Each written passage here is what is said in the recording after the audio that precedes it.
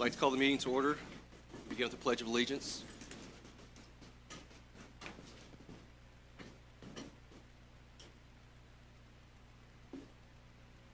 Pledge allegiance to the flag of the United States of America, to the republic for which it stands, one nation, under God, indivisible, with liberty and justice for all.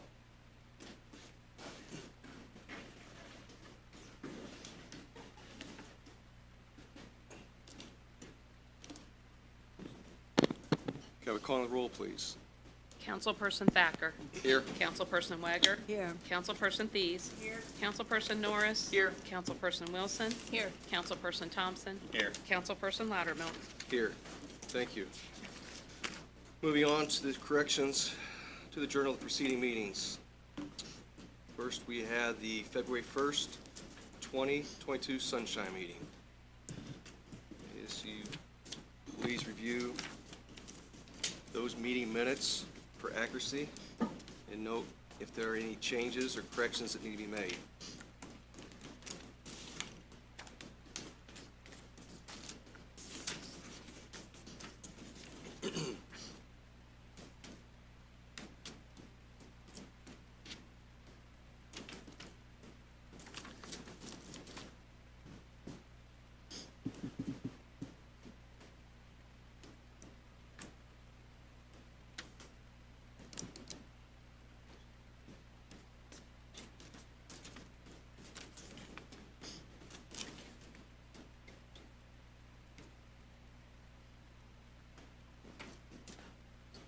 If the meeting minutes are correct as presented, I would ask for a motion to approve.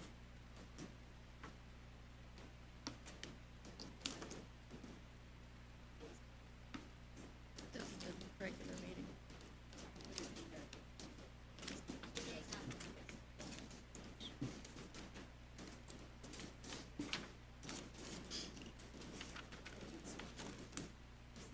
The regular meeting.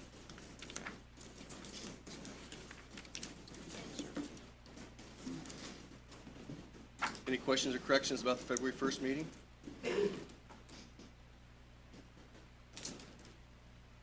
There are none. I'd ask for a So moved. Second.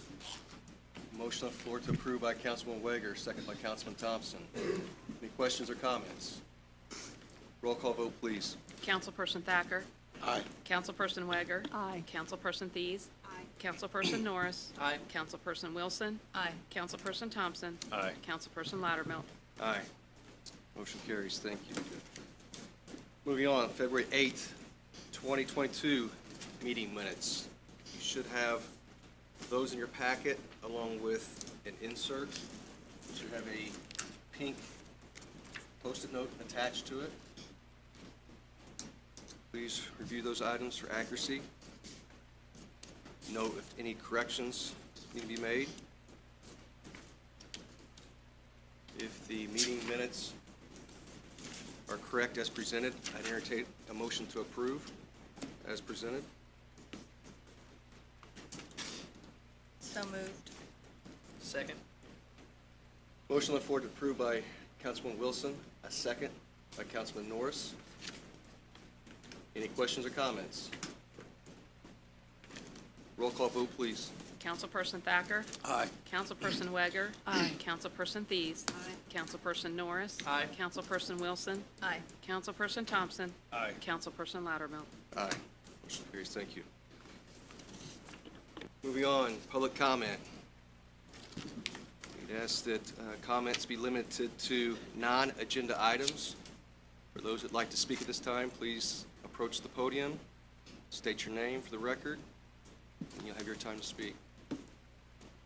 Is there anyone that'd like to offer public comments at this time? There's no one. Moving on, communications from elected officials, other officials, or agencies of the county. I think we have some representatives that'd like to speak tonight.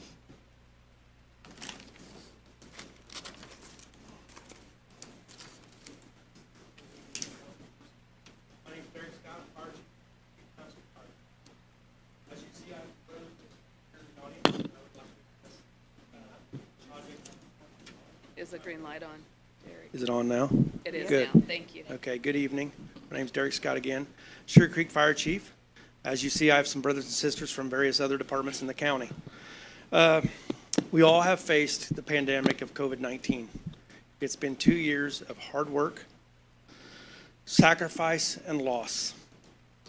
All counties throughout the state have received federal money, state money, of an influx of money for the COVID-19. We could approach the county council for overtime issues, equipment issues, but we are blessed in this county with an emergency management agency, Vigo County. I think all these guys will attest that the EMA made sure we had the equipment necessary, masks, gloves, gowns, face pieces. We are blessed to have such a great agency in our county. Some of us did face budget issues as far as more cleaning supplies, overtime, and manpower. Started looking at what other counties have done. Posey County, Putnam County, and the big project, and I thought, you know what, I'll start working on it. And I met with Councilman Loudermilk and Thompson. I met with him numerous times. I thank you for your support. I thank you for your help, and I thank you for meeting with us. I want to thank Commissioner Schweitzer on another note. He's helped me many times in the Sugar Creek Township District, and I appreciate it, Commissioner. But I come here tonight because I thought, what can benefit every taxpayer in Vigo County? What can help every volunteer agency in the county? And I'm telling you, that is a mechanical CPR device. Posey Township did it, Posey County, and Putnam County's done this. I'm requesting that the county pay for one mechanical CPR device for every fire station in the county. Yes, it's going to cost money. There's no doubt about it. But this is going to save lives, and this is going to benefit every one of our family members, our people that travel through Vigo County. It's going to help the firefighters that have to go do CPR. Most of the volunteer departments in this county are volunteer. There are some that are combo, but most of them only have one person on that rig. And when they show up, they have to start the CPR, they have to do compressions. This machine, which I'm going to bring up a couple experts on this subject, but I'm asking you guys to have an open mind.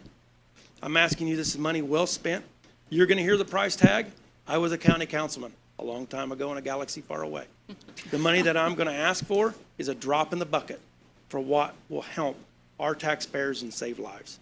So if you'll give me some time, I'd like to introduce Jared Rankin with the Otter Creek Fire Department and Representative Stryker. I have some literature for you I'd like to pass, if that's okay. Absolutely.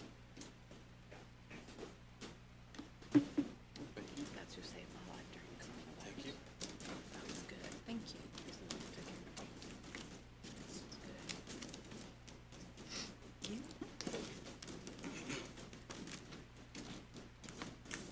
Hi, Jared. Listen.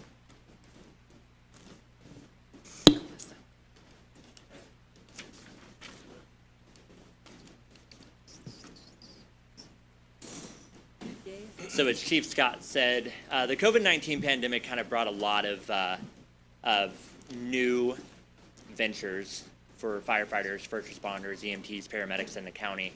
And one of those things is that we became wholly understanding of our bubble and being exposed to so many things. And you don't really recognize the things that you're exposed to until you come into something like a pandemic. And one of those things that that we respond to, unfortunately, quite frequently is cardiac arrest. And with that comes chest compressions and a lot of invasive airway maneuvers that cause us to be in direct line of fire. And so Terre Haute City Fire Department already has CPR devices. A lot of other counties have CPR devices. So we were familiar with this device. And it wasn't until the COVID-19 pandemic that we recognized the importance of having devices like this. And as you see with the literature in front of you, it talks a lot about a lot of numbers. Some of it may not seem as important, but the big one is that the increase of getting pulses back on our patients, at least in one of their studies by the University of Minnesota, was 59%. That's a number I think we can all get behind. CPR is a very difficult task, and as Chief Scott had mentioned, we have staffing issues all across the country. And so when we have something like this that can be in our rig, be beneficial to our patients, and give good quality compressions for hours, I think that's huge. And as my friend Tanner here from Stryker, he's our Lucas expert. Seeing is believing, is what he always says. So I'd like Tanner to just do a quick demonstration. First of all, thank you all for letting me be here. I'm just gonna jump right into it. I don't wanna get too in the weeds on the product itself, but bottom line is, you all saw me setting this up. I did it by myself pretty quickly, and that was me trying to quiet it. So, it's something that's easy to do with one, maybe two people as they respond to cardiac arrest calls. And then once you get it set up, it's as simple as pressing a couple of buttons. Like Jared was saying, I say seeing is believing, so I'll step out. At that point, compressions are being done for as long as they need. For as long as compressions need to be done on that patient, the device is going to keep going. If you look at, there's 5 things the American Heart Association recommends in terms of good cardiac compressions. Those are having the right depth, the right rate compressions. You want to put off your chest fully recover the full coil. Don't want to ventilate, you want to maximize it. We just myself automate all 5 of those things. Manual compressions that as a currently doing are a great start, but there's a lot of room in there. So with this device, like I said, helps to automate and remove a lot of the aspects of human error. So, like I said, seeing is believing. You guys have all the information in front of you. But if you have any questions, we can all chime in and try to answer as best we can. I will, I do have a question. these guys. That's the Lucas device. Thank you. Councilwoman Wilson. Just curious about the respiratory aspect of it. Are we giving, the ventilation? Yeah, that's. So, accurate, as we talked about, is giving ventilations. So there's a couple of different things that this device can do. Number one, in relation to the COVID, you're having less people surrounding the patient. So doing compressions is a very maximum thing. So after 30 seconds or so, you're breathing heavily around as well. In terms of the patient, there's a few things that you guys probably speak to it better, but they will sometimes establish an airway, and then sometimes they don't have an established airway, and it's not always a closed system. So it's possible to think some of those aerosols are airborne. They don't work. It's also minimized. In terms of how ventilations are done, so I'll start with compressions here.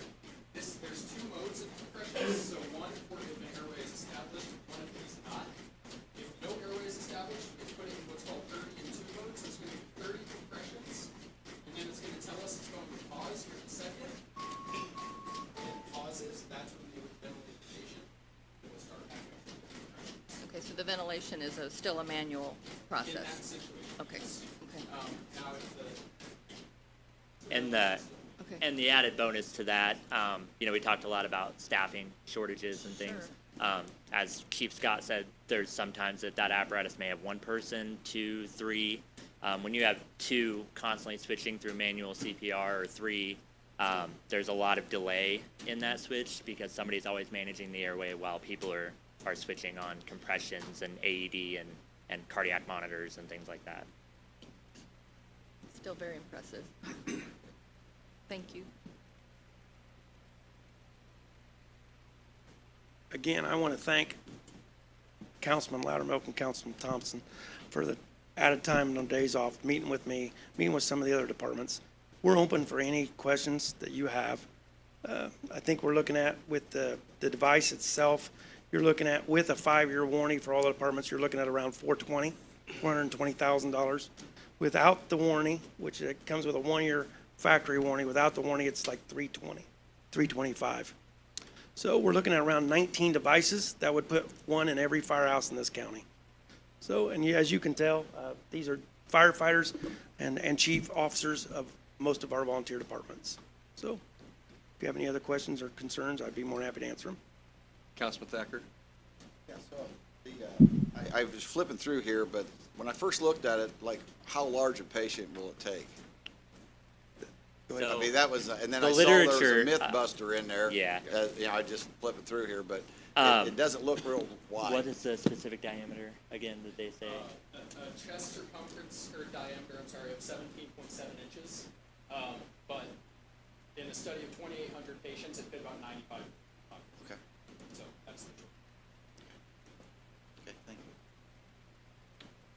Councilwoman Fees? Chief Scott, I just wanted to, like,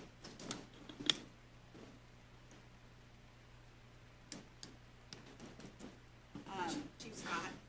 Yes, ma'am. In talking to you, earlier you said that on a standard run, that, you have to do compression 20 minutes. Per our Or maybe I was protocols. talking to- Yep. I can't remember which one I talked to, but if you respond, there's some. Before we transport, there is some instances where we can automatically load and go, but most runs, we have to stay at the patient's home for 20 minutes before we can transport to the hospital.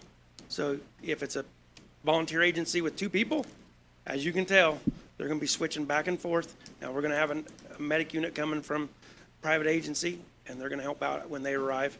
But this is gonna make, it's gonna make our troops' lives a lot better, and 59%, right? 58, 59%, let's put that in your mind. 58 to 59% are going to the hospital with pulses. I guarantee you, when Chief Scott does CPR, after about 5 minutes, Chief Scott's not getting the proper depth. It's just not happening. And I think that's very important to think about. It blows my mind that we can get pulses. That doesn't mean that we're gonna survive, but we've given you a fighting chance because you have a pulse when you get to the hospital. And another percentage I think that's kind of important here is 30%. And that when we're responding to scenes or transporting to a hospital with lights and sirens, the likelihood of an accident increases by 30%.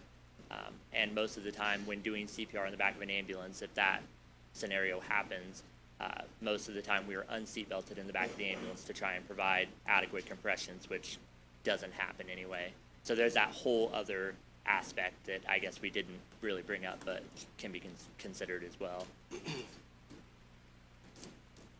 And the reason why I thought this project was important, again, I want to stress it. We all face the COVID pandemic, be it the workers out in the county, be it the county employees, it doesn't matter. The person sitting at home works at BMOS. We all fought this issue. So to me, I thought this was, and to the agency chiefs out here, this is a great project that benefits all of us. All of us that face this COVID-19 pandemic, and it's going to benefit everybody. Not a select few, not a few departments that come in here and ask for overtime, not a few departments ask for equipment. This is going to benefit every department in the county, and it's going to benefit every citizen. Councilman Wilson? If it saves one life, I mean, no brainer. I mean, makes perfect sense. Councilman Thompson? You said 19 devices, correct? That's correct, Councilman. Do we have any now currently? Yes, we in any do, we firehouse? do. Now, there was some talks, I know we talked with Councilman Latimer, Council Thompson. There have been some departments in this county, I will tell you, Otter Creek Township has 1. Honey Creek has been blessed with 5. They've worked their tail off to get 5. Now, my suggestion and what I think would be fair is that departments that have them, we reimburse them for them. They've taken them out of their budgets. They've moved manpower around to make sure that they can afford these. Like I said, there's only 6 units, I think. Is that correct, Chief? Hi. You have 5 now, Chief? So we have 6 units in this county. We're looking at getting 19. I would propose that whatever we get these units for, that we reimburse those departments that have already bought their units. I think that's a fair, equitable thing. I mean, I understand these chiefs have worked hard to get those. I think Otter Creek bought 1, but they can't afford the other 2. So they only have 1 on 1 unit. They have 3 firehouses. So that's where we get running into the problem. We can buy 1, and then where am I going to put it at? It's a shell game. So I think it's important that we try to put these in every firehouse. So my suggestion would be to the departments that have already bought them, that we reimburse them from what we're getting, the price that we're getting. Not what they paid for them, for what we're getting the price for. That would be my suggestion to the council. Terre Haute City has them now, correct? They do. They have 3 on every transporting unit that they have. Or is it the same device? No, it's a, go ahead. That device is its old auto pulse, which one of the things that we wanted to do with all the agencies is have a meeting and compare both devices and kind of get a general consensus on which device they preferred. In this case, it was a Lucas, which another thing I'm pretty excited about. I mean, how frequently can you get groups across the entire county to all agree on one thing? But it's happened. So they all agreed on the Stryker Lucas device, and they all agreed that this is a good project.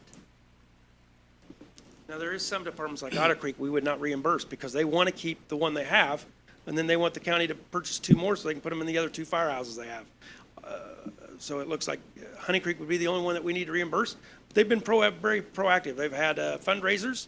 I really didn't mention it to Chief High. He knows that because I was in the middle of conversations with Councilman Loudermilk and Thompson concerning this issue, if I could even bring it forward to the council. And I was talking to the other chiefs, so I kind of talked to Chief High a couple weeks ago and explained to him what I would like to do, and that's so we're only looking at probably reimbursing 1 department.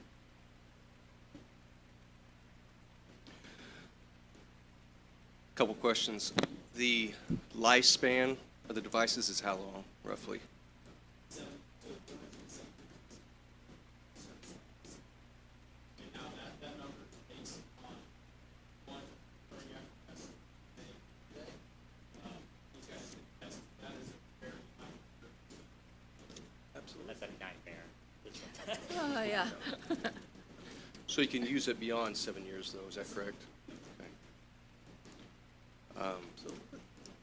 And we have 100% participation and agreement amongst all agencies, is that correct? I have approximately, I think, 7 chiefs out of the 19, I think, here, and I will attest, I've been a firefighter for 33 years in the county. I think this is the first, and Tom, I keep pointing to you, but this would probably be the first time that we had no issues on what device we want and no issues that this product is what is needed in the county as far as for the first responders. Am I right? Correct. Whoever's chief's here, raise your hand. And I have more. Brad Stott had a personal issue, or he'd been here. He's from Otter Creek. So, I mean, Corey Roberts from Nevins Township. some of them are on duty themselves. So, I mean, I'd be more happy to give you a list of the fire chiefs, and you can call them personally. But I guarantee you, Chief Scott would not be standing out here saying they're all in agreement, because some of you that are in first responder or been in public service, it won't take about 5 minutes before I get a phone call when I walk out the door. Yeah. Any other questions from council?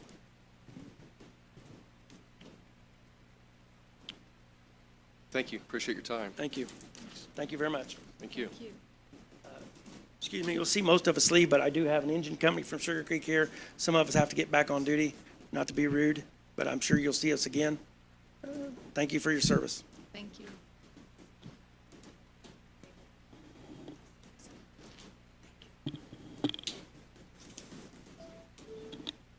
Any other communications from elected officials, other officials, or agencies of the county at this time?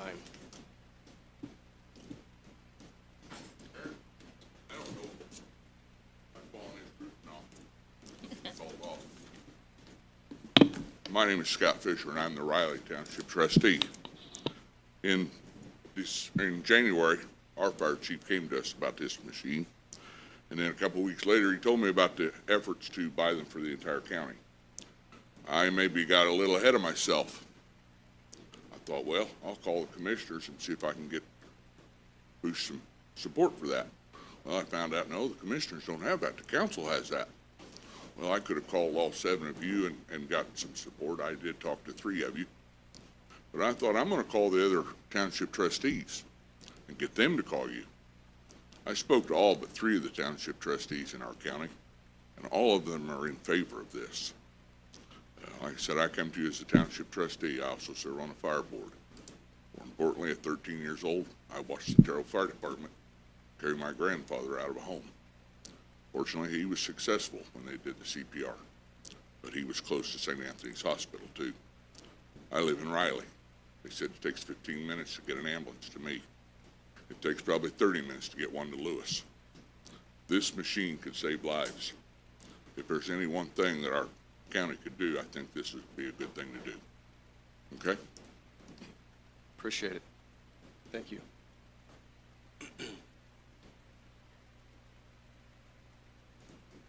Would anyone else like to speak at this time? Any comments from council?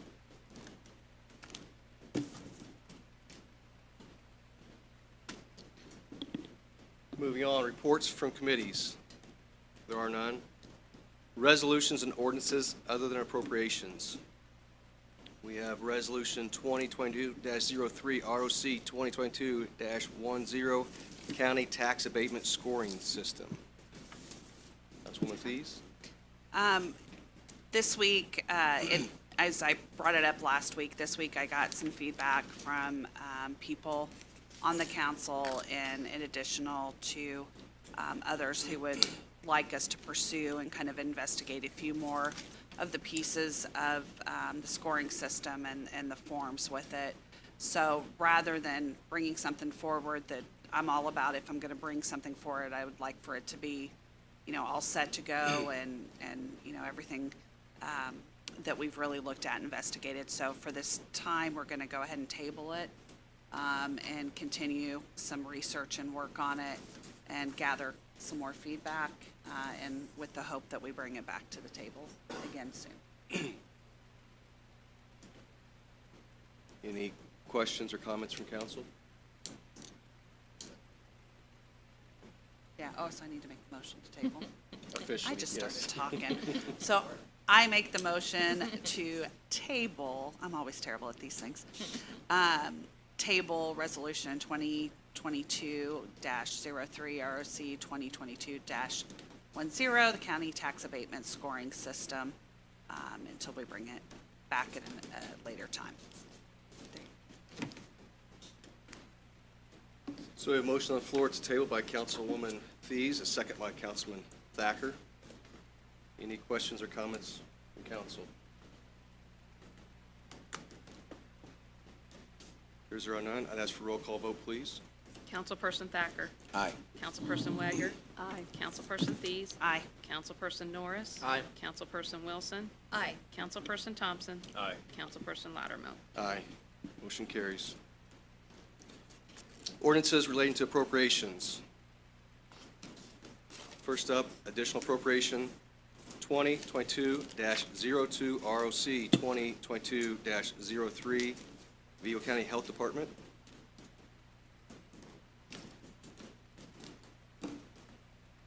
Joni Wise, Administrator for the Vigo County Health Department. I was here last week with Mike Graylis, my Vector Control Supervisor, requesting a vehicle to be purchased for our department.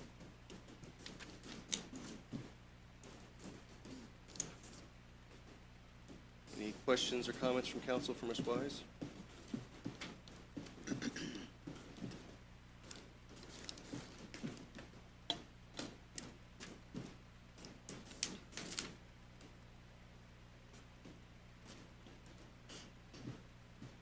If there are none, I entertain a motion to approve.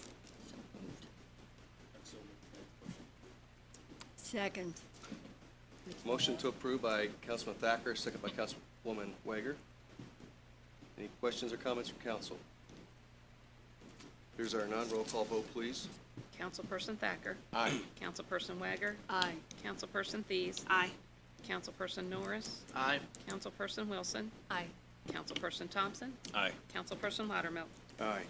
Motion carries. Thank you. Okay, so the funds that we're paying for this, if you remember, are our reimbursement for giving the COVID-19 vaccine. And we still have our settlement coming in from July 1st of last year until December 31st.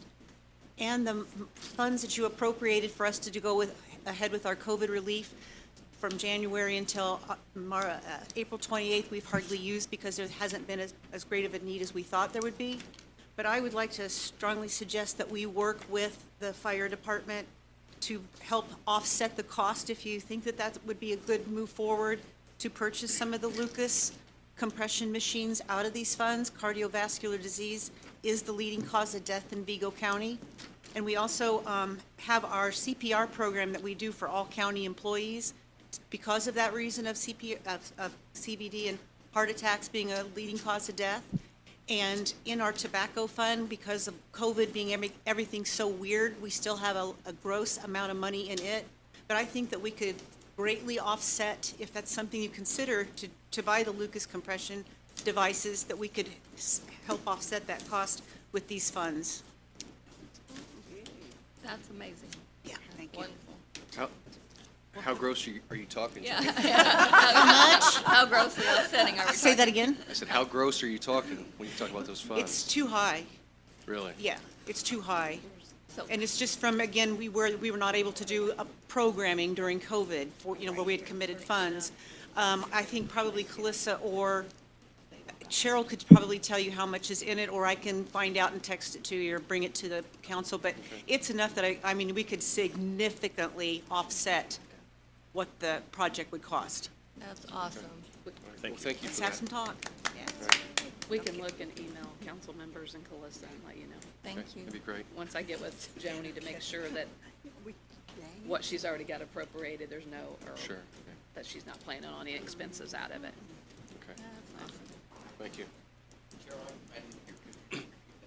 I will email, we'll get in the next few days, we'll get with Joni just to make sure there's no other expenses or what she's planning and all that, and then get some balances emailed out to all of you and Calissa. Sorry about that, Councilperson Thacker. Thank you. Next, additional appropriation 2022-03, ROC 2022-04, drug-free community. Brandon Halleck, I'm the treasurer for the Drug Free Communities Fund here, and from last week, still just appropriating the dollars that were interdiction, just fees collected through the drug courts for folks that were there for drug use or alcohol use.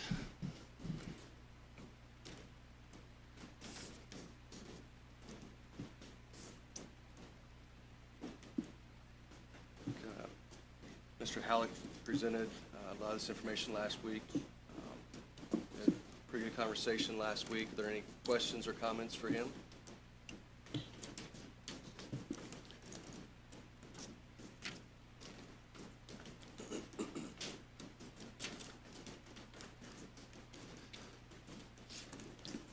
If there are none, I'd entertain a motion to approve. So moved. Second. Motion to approve by Councilman Thompson, second by Councilwoman Wilson. Any questions or comments from council? Appears there are none. I'd ask for a roll call vote, please. Councilperson Thacker. Aye. Councilperson Wager. Aye. Councilperson Thies. Aye. Councilperson Norris. Aye. Councilperson Wilson. Aye. Councilperson Thompson. Aye. Councilperson Loudermilk. Aye. Motion carries. Thank you.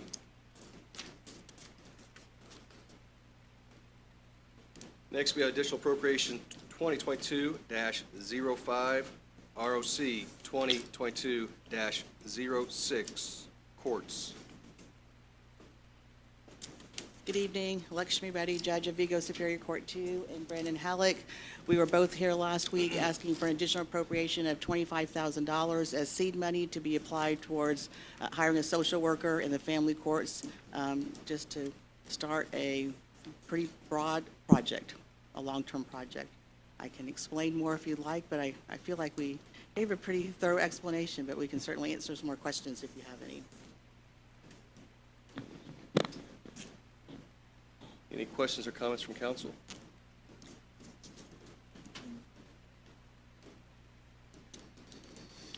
Again, I think it was a pretty good presentation last week. I think Mr. Halleck and Judge Reddy had offered up explanations as to why this is important and what the anticipated outcomes could look like. So I think it is an important project, and it seemed as though everyone agreed as such last week. If there are no questions or comments, I'd entertain a motion to approve. So moved. Second. Got fire sale. Motion on the floor to approve by Councilman Wilson, second by Councilman Norris. Any questions or comments from council? Councilman Thacker? Yeah, I'd like to make a comment. The thing I thought that was so moving about this is that at a time when, the commissioners had discussed something about this earlier, when we're talking about we're opening a very controversial jail where we're housing so many people, and you even said yourself that it's not going to be big enough if we don't fix some other problems that we have. So I think this would be a great example of the council trying to do something proactive.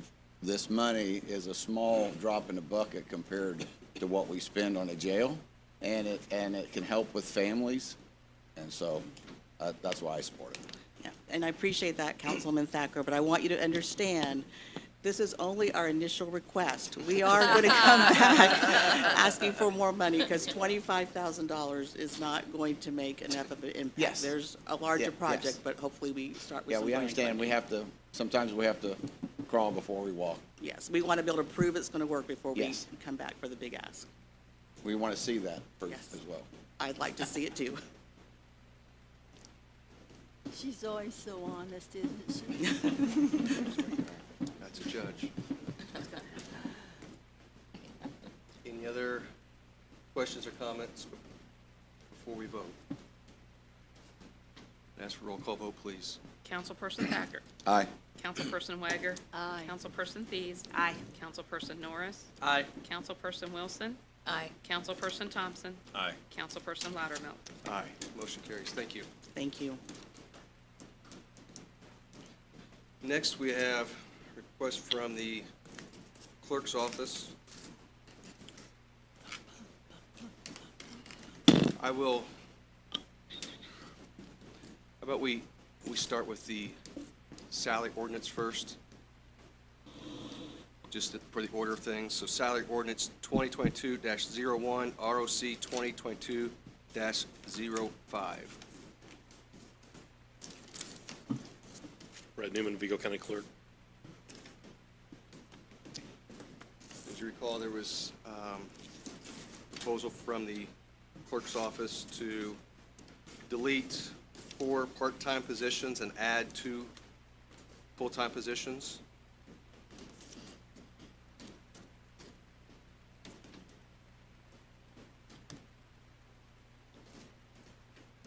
Again, this is a salary ordinance.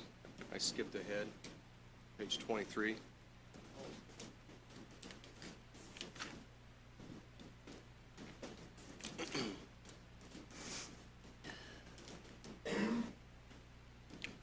Any questions or comments from council? Councilman Thacker? Just wanted to make sure as I understood it, that the struggle has been the 4 part-time positions you have been unsuccessful to try to fill those, or when you did fill them, to get people to report to work. Is that correct? Yes, sir. And in this environment that we're having still, I think it's a very competitive, and I think it's even at the full-time positions, that rate, that's still going to be a tough spot to fill as well. Would you agree? Yes, sir. So, okay, I just want to make sure I'm in supportive of what you're trying to do here, so with the election year and with the process you're trying to do, so I just wanted to make sure I understood it.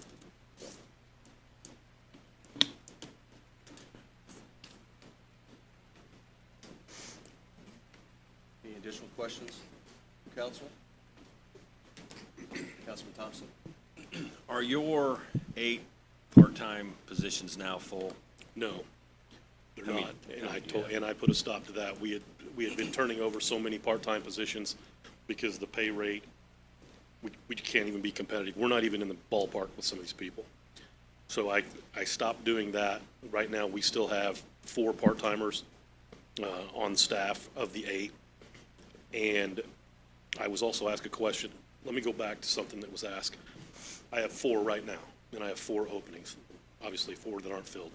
And I'll let you ask the next question. How long have you had those openings?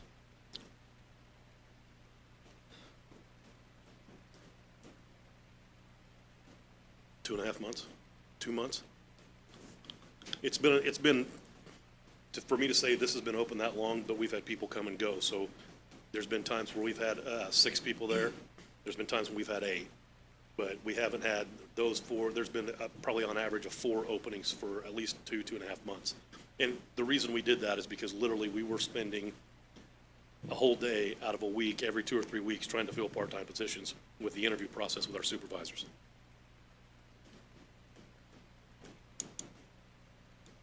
Yes, ma'am.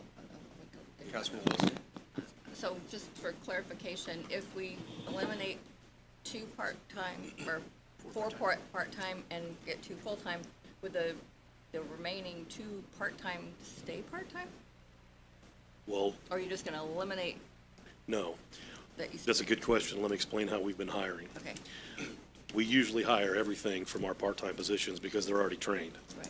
Obviously, they have a working knowledge of what we're doing, and we can automatically fill some positions. We've had someone retire that had 30 years of service and was probably one of our best employees ever in the clerk's office, and she's going to be hard to replace, but that's how we've been filling the full-time positions. We recently had interviews where I said, don't do anything until we know what we're doing with the council, because I've been asked, can you fill those slots? I'm not just going to throw somebody in there that's not qualified. That doesn't do this county justice and doesn't fill the slots with quality people. I need to make sure I've got people that can actually do the job, and we struggle with that. Right now, I've got applications. I went up after work and went through applications where they just went through a hiring process last week, and we can fill 4 of them right now, and I've got one that we'll get in a couple weeks, I'd say. And that doesn't mean we're poaching from other county offices either.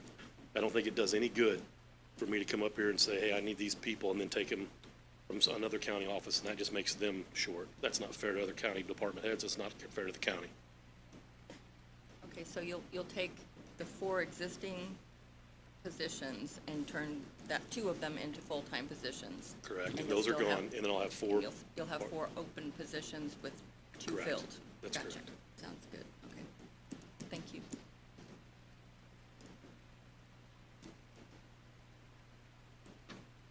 Any other questions or comments from council? If there are none, I entertain a motion at this time. So moved. Second. Motion to approve by Councilman Norris, second by Councilman Wilson. Any additional questions or comments from council? Here's there are none, roll call vote, please. Councilperson Thacker. Aye. Councilperson Wager. Aye. Councilperson Thies. Aye. Councilperson Norris. Aye. Councilperson Wilson. Aye. Councilperson Thompson. Aye. Councilperson Loudermilk. Aye. Motion carries. We now have Thank you. additional appropriation 2022-04, ROC 2022-05. Clerk?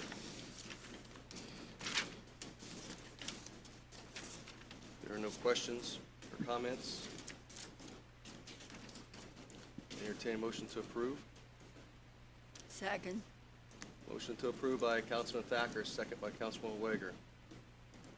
Any questions or comments from council? Appears to be none. Roll call vote, please. Councilperson Thacker. Aye. Councilperson Wager. Aye. Councilperson Thies. Aye. Councilperson Norris. Aye. Councilperson Wilson. Aye. Councilperson Thompson. Aye. Councilperson Loudermilk. Aye.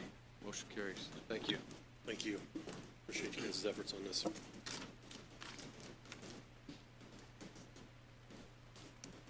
We now have 4 that we will handle all together again, as we did last week.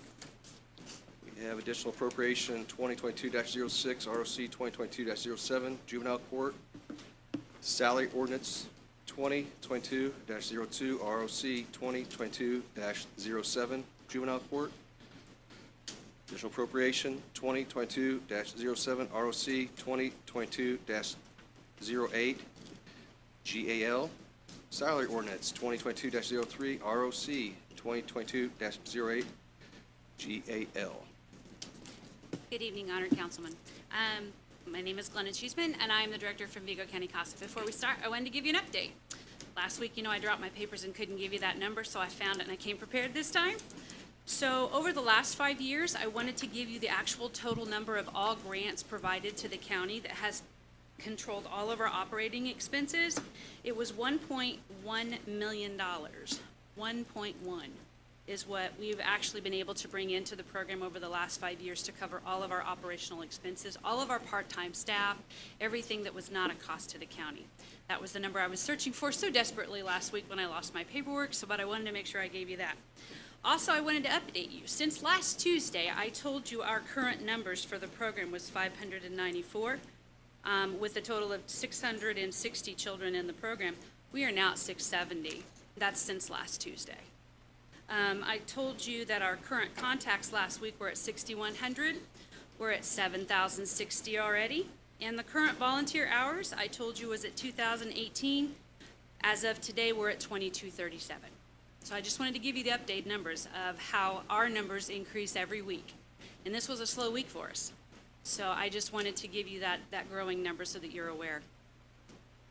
So as you know, last week I was here to present to you over asking for the 2 full-time positions and my alternative proposal. So if you have any further questions, please feel free. Oh, and I also got a notification today from VOCA. They have now moved my grant from being due April 1st to now March 31st.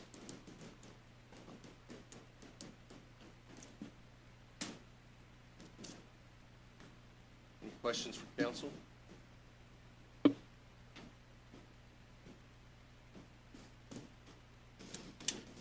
Councilwoman Thies? I just wanted to compliment you, and I don't know if I said it last week, on just how prepared with your information and things you were for a lot of us. I thought it was very helpful, and even showing how much money you've brought in, very helpful. I appreciate it. I know that takes work to put that together, but it's very helpful for us. So thank you for all that time in doing that. Thank you. Councilwoman Wager?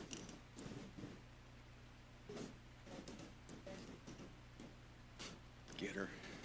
I ask how your husband is. I know he had surgery this week. I have a sitter with him right now. He is, we'll just say he's available. He's not feeling very well right now, so You are amazing. I have to tell you, you really are amazing.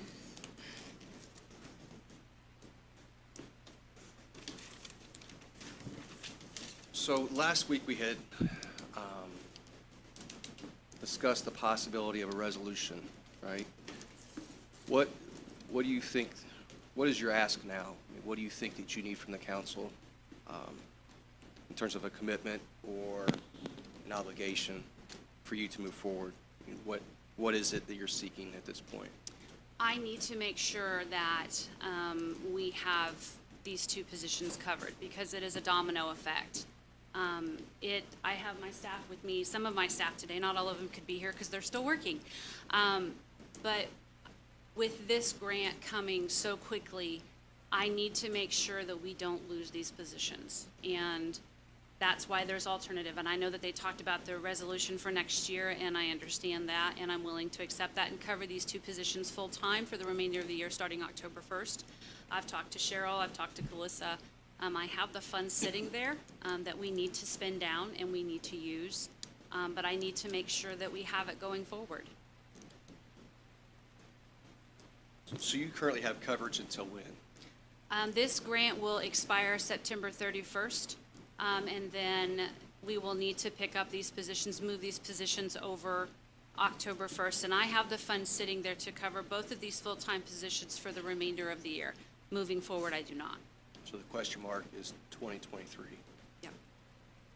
And the proposal was to see if we could add it to this year's budget, but I also know that that's kind of something that's really not right there. But that's why I gave the alternative proposal, because I don't come up and say it's all or nothing. We always have to be willing to negotiate and work our way through it. Sure. Councilwoman Wilson? And it could be something that you put into a budgetary ask for 2023? It would go under the juvenile budget, and then they would encompass it into their budget. But, okay, so you have enough funds for these positions through the end of the year, and then with budget meetings coming up, you can request it be included The in- juvenile it would be a part of their standing budget under theirs. They would request it under theirs. So is this something that we could possibly table until after the budget? I have to be able to write the VOCA grant now because it's due, and I have to be able to tell them that I have it guaranteed that it's covered under the county, that we have sustainability there.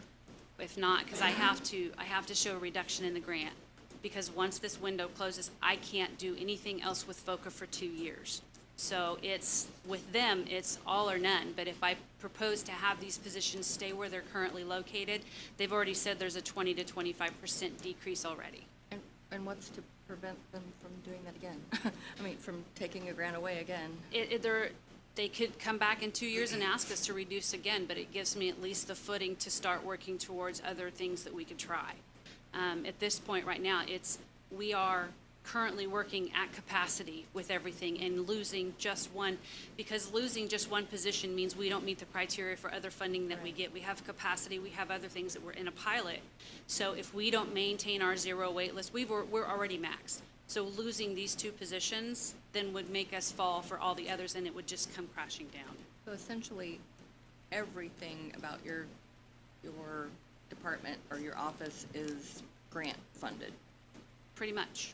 And at this point, the county isn't absorbing anything except under the juvenile.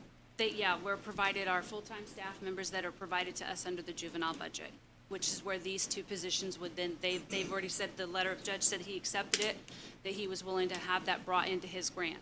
And that we would have to go to them and remind them, there's 2 new positions coming in next year, so don't forget to write that in your budget. So we would have to do that. I understood all of that. I just wanted to make sure that that was something clarified for everyone. All of our operating expenses, all of our part-time, they are purely under all grants. That $1.1 million is completely under all grants. All part-time staff except for the full-time person that is covered under VOCA. That's why we want to pull it out of the VOCA and move it over to the grant, so that way it's sustainable. Thank you. Makes sense. Is this a 2-year grant? Yes, it will start October of this year and it will go through September of 2024. So essentially, you're looking at an obligation of 21 months, really. If you can cover 3 months of this year, then we're talking grand scheme, 21 months. We would need it covered continuing forward. And right now, there's no other future grants for us because we are a county program, a Court County program. We don't qualify for several things. And even what we can qualify under court improvement is a step-down grant, which is going to put us in even a worse position than what we're in right now. Because a step-down is they will give you, it's like 80% of what you're originally asking for the first year. The second year, then it cuts it by another 30%. In 2 years, you're down to 10%. So we would be right back where we're at again. And there's no guarantee that they would even give it to us. It's usually for program specific, not for staffing.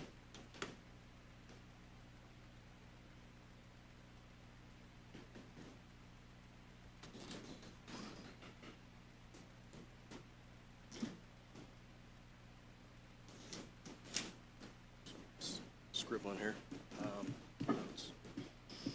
In a perfect world, it would be great if the council would say, yes, we will take these positions right now. And we're like, yay, we're there. But we also know that there has to be some type of alternative proposal, and that's why I have to spend this money down. So I would be able to fund them for the remainder of the year, but I need the county to step in and help us moving forward. Councilwoman Wilson? I don't know if we're at this point yet, but just for clarification for myself, if we were to make a motion, how would we make the motion that would incorporate her alternative? Because it wasn't necessarily presented that way in. Any recommendations? Ultimately, what needs to happen is because the ordinances that are in here, they are not possibly at the correct amounts and values, so we shouldn't be paying attention to those. And some of them even have to be determined because they're not even classified. So if you were to put them in the county general fund, you'd have to classify them. We don't have a classification.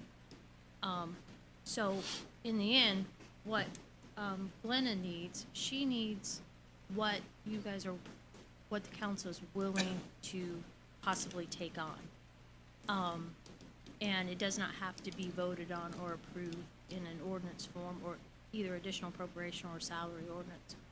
And this will be revisited in September because at that point we should have classifications and amounts so you'd know where to place them at if necessary, so you'd have a better number. And then also you would know what was approved in her grant by that time. So I think that would ultimately the way to go. So, I mean, if you have an idea of what you would like to fund, then it can be visited at budget time and also in September. So it would essentially entail us committing to 2023, because she has enough, the grant will carry her through September, and October, November, December, she has enough funds to incorporate it, but we need to let Not her know. necessarily, because what you're doing is not related to the grant, but what she needs to do, if you remember correctly, is she needs to make sure that she can remain at her same level of service and getting, the kids in and out of the program, because they have to maintain a zero wait list. or- Yes, we have to maintain a zero wait list. Right. In Right order now. to keep your pilot grant. Yeah, we have to be able to keep our pilot and our capacity grant. So what we have to do is coming forward on but March 31st, I now have to submit a grant. And that grant is, I don't know what they're gonna tell me in it. At this point in time, I know what I'm gonna ask for. I'm gonna ask for those 2 part-time positions because I need to pull one out, move it to the GAL funding, and then I have the other 2 that I wanna make full-time. So what I gotta do in this grant, because if I can't get anyone to say, yeah, we'll move forward with this, we'll start working with this in August, and give me the assurity that the council is going to work through this so that we can figure out something. Okay, I need the, timeout. I need the verbiage of what that looks like.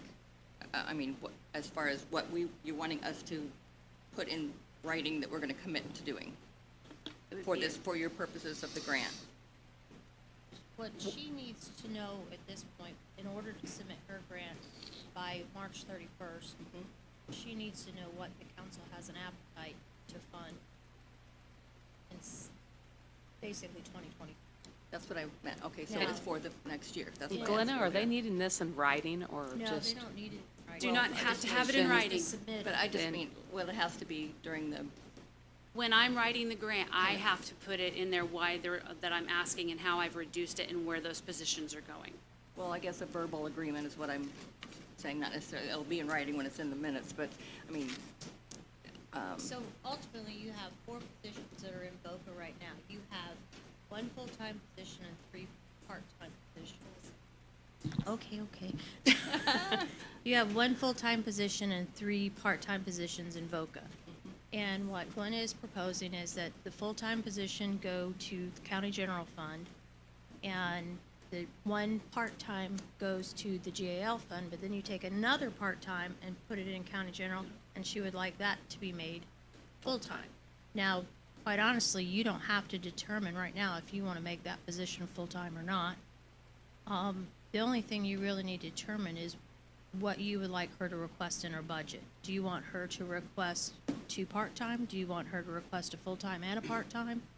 You know, whatever it takes to get to at least the 25%, because that's what they're asking them to reduce their budget by.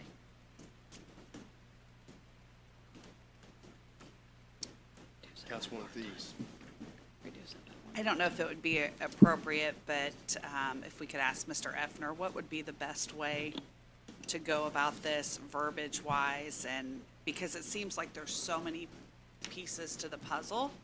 And I mean, it's an incredible program, and I want to support it. I see what you guys do personally for children and through our courts, but I just don't know the best way. And I'm not a good motion maker on anything. that's where I was stuck, because I was like, I'd like to make It's a motion. okay. but We I all don't know I don't know how to do it. So, so if you, I guess I'm just saying, what's the best verbiage to help her out? Ditto. That's what I asked to begin with. What I would probably suggest is making some sort, and you can correct me if I'm misunderstanding what's requested here, but make a motion for a, I guess, non-binding favorable recommendation to fund 1 full-time and 1 part-time position for CASA in the 2023 budget on the general fund.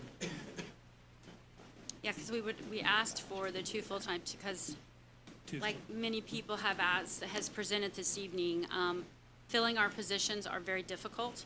And I have 2 positions right now that have been open for 8 weeks. And my staff has been here, they're working double and triple loads, just so that we can maintain our 0. So we asked for the position that is currently part-time to convert it to full-time under the county general, so that way we can make it competitive and we can get someone in their longevity, because remember I told you that I can show you the matrix of where your money goes. That's the whole purpose of the person from the data. From the federal, the state, and the national level, we have to submit data. I can say proudly our program is one of the top 5 programs in the state with the best data. So we have to make sure that it's there so that we can show we're moving the needle. And that's why I wanted to ask for 2 full-time positions, because I already have a secured position under the GAL. So if I pull that out of there, one of the people that I'm moving from the VOCA, Calissa and I had to draw a picture the other day so we kind of knew where we were going, and she's got it still. I have secured under my GAL a position, so if I can take the data person out of the GAL, I could slide in one of those people from VOCA right there, and that's secured. I don't have to worry about it, and then all I have to focus with VOCA is the 2 part-time positions that are currently with them. That in the new grant, I could ask for the 2 part-time positions.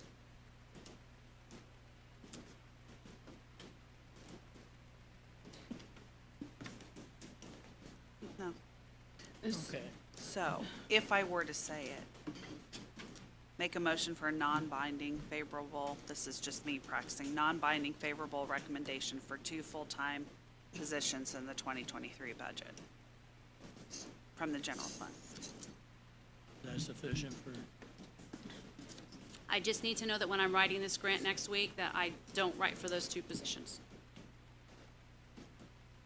Glenna, what's a 25% cut in your budget right now?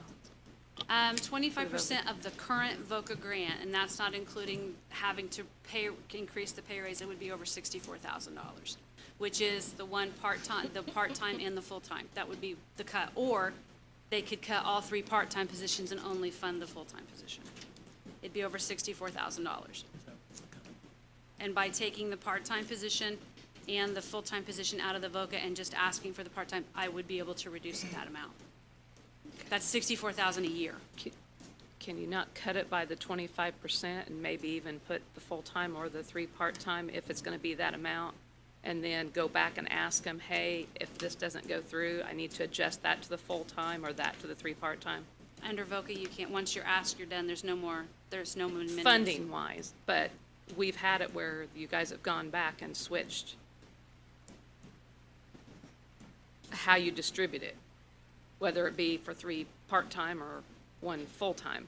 Under VOCA now, they don't allow you break it down by staff member and you have to put a name on it and you can only submit for that 1 person. I can't take, if I have money sitting here and convert it, I can't now. It's singular reporting. So it's I'm not doing singular that now. timesheets, Okay. singular pay stubs, those kinds of things. Okay. Under the GAL, I can move things around like that, Okay. but under the VOCA, I cannot. But the GAL is already budgeted out. There's no additional. quick question. 64,000, you're saying that's per year? That would be a 50% cut. It's 300 and some thousand total is It- what, the- It's 256 is yeah, what I have. it's 64,000 is the 20 to 25 is what they, when I talked to my grant managers, they said that I needed to move. It But was that the would be 60 over the 2-year period. 64,000 over the 2-year period, not 64,000 for each year. Going forward, they're breaking it down. In the email I got, now they're breaking it down per year. So they're asking for a 50% reduction, not a 25? Overall, 20 to 25, but the new thing that they just sent me, it says it's being broken down to year 1, year 2. That's why taking the part-time and the full-time out of it eliminates that. Because I still have to bring everybody up to the current rate, because the rate that they have my people at are, I have people that are in dual roles. One's getting paid higher than the other because the federal is locked in for 2 years, and it's a way lower rate. Well, I'm still, how we say 25%, but it's really 50. That's what they're saying, is 20 to 25%. I calculated it off the total grant. But now in my email that I just got, they're saying it's year 1, year 2 now. It's 20 to 25% each year. But 25% of 256 is 64. And that's over that's a 2-year period. That's the current grant that's gonna expire. The grant moving forward, it's year 1, year 2, and we've got to show that reduction. I just got the email today. They've changed how they're doing it. That's why it's even more critical now that I've got to figure out where these 2 positions are gonna come from, because there's gonna be continuing cuts. And if I can secure a part-time and a full-time, or the full-time, then I know that I've cut it and reduced it, and then I can work with what I've gotta ask for. Because if not, it's gonna just be a domino effect on everything. So to clarify, full-time and part-time. Perfect world, I'd One like to and have one. 2 full-time. Okay, but I can at least commit, we can always go up, right? Okay. What I'm gonna ask you is, would it not make more sense to keep your full-time person in the grant and let the grant absorb the cost of that? And then, I mean, you could at least request it. If they turn you down, then that would be something they would have to look at. I mean, otherwise, you may possibly be leaving money on the table with the grant. If I request the full-time under the VOCA, the only problem of it is there are certain things that they won't allow me to ask for as a full-time person that the county already provides. They don't allow certain holidays, they don't allow specific mileage, they don't allow certain benefits. So to being a full-time, it would actually be beneficial to pull them out of there, because under what they ask for in the grant, they don't allow me to give. It doesn't put that for a full-time person up with the rest of my full-time people. You mean it's a different rate like you have with your part-time? So it's a different mileage rate? Different mileage rate, different hourly rate, different benefit rate, and different holiday and vacation.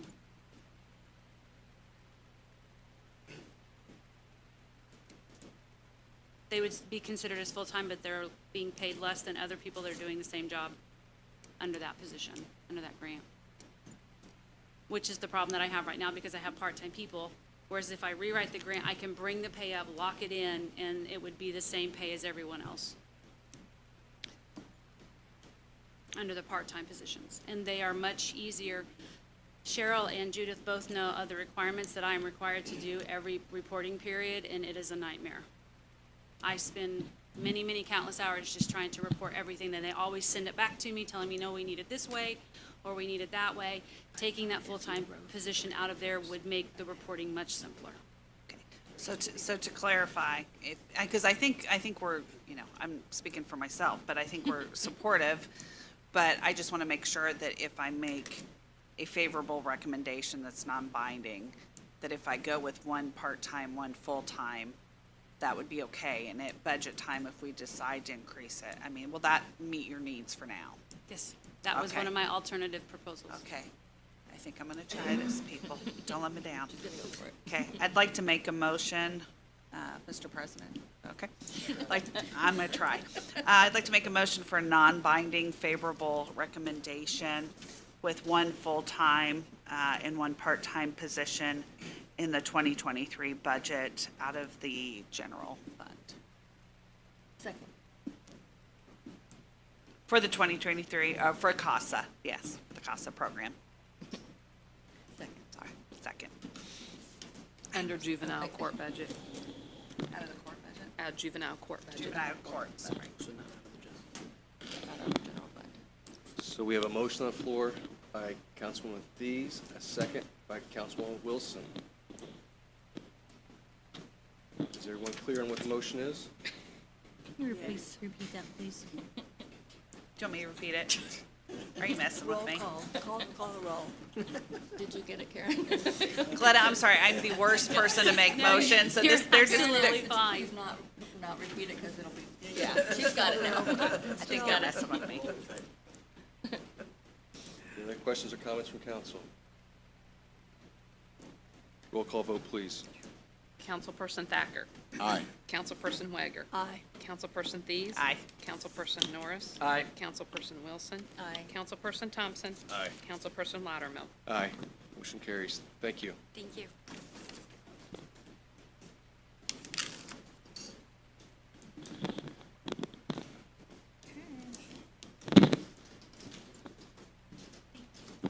You're welcome. So next, we will take this slightly out of order again as well, and start with the salary ordinances. Salary ordinance 2022-04 through 2022-10, all of which are ROC 2022-09 jail.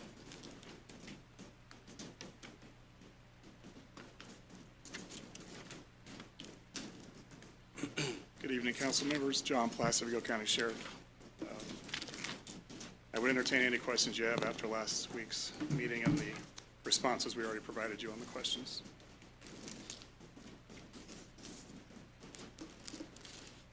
Any questions or comments from council?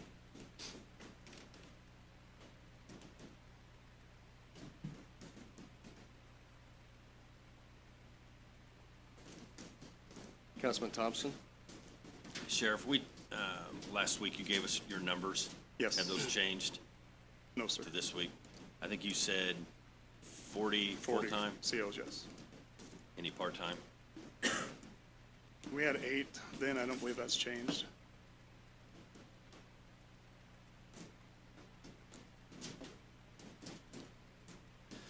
This is obviously a big issue. I'm not totally convinced that it's pay. I know last week we talked about shift. Has there been anything done on, I know you said, I think, last week, whether you call them groups, like 12-hour shifts. Correct. You need 2 for days and 2 for evenings, correct? That was right. So you have 2 groups of 10 on days and 2 groups of 10 on evenings. Correct. Has there been any movement on starting that? No.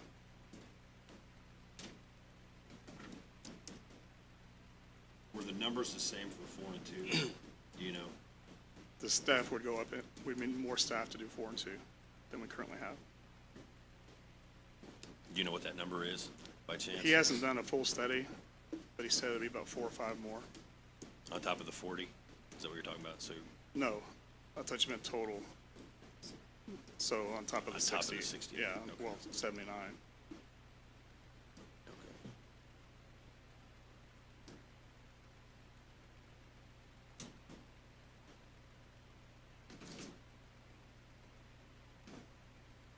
do you have any applications in now? One. One.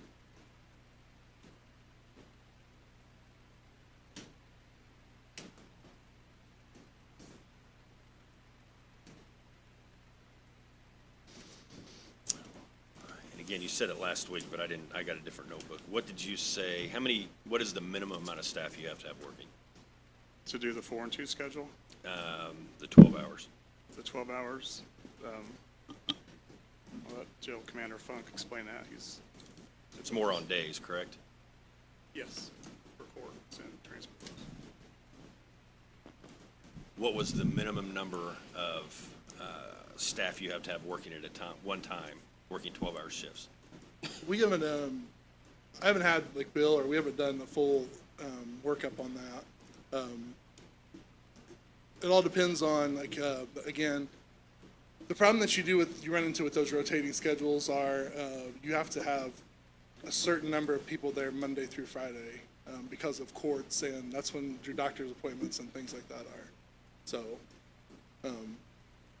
to sit there, and I know we said before, you asked what the minimum number, it's 7 people is the minimum number just on a regular day. That's not including doctor's appointments, courts, anything like that.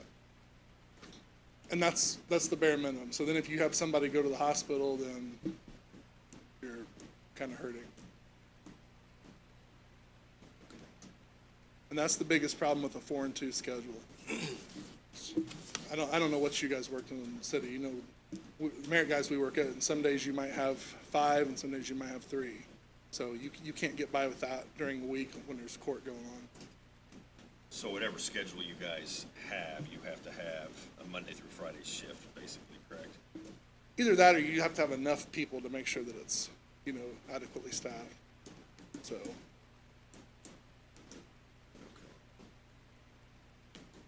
Anything further right now? Councilman Thies? So, and I'm looking at all the pieces together. I don't know if we're supposed to be focusing on one specific part, but their current rate per hour for the jailers right now is 1796. So around 18. Yes. Has there been, and we have that it's proposed to 22. Correct. Has there been any discussion about in between it all, or kind of looking at, I don't know, I guess I'm just trying to look at some different options and things too. Sure.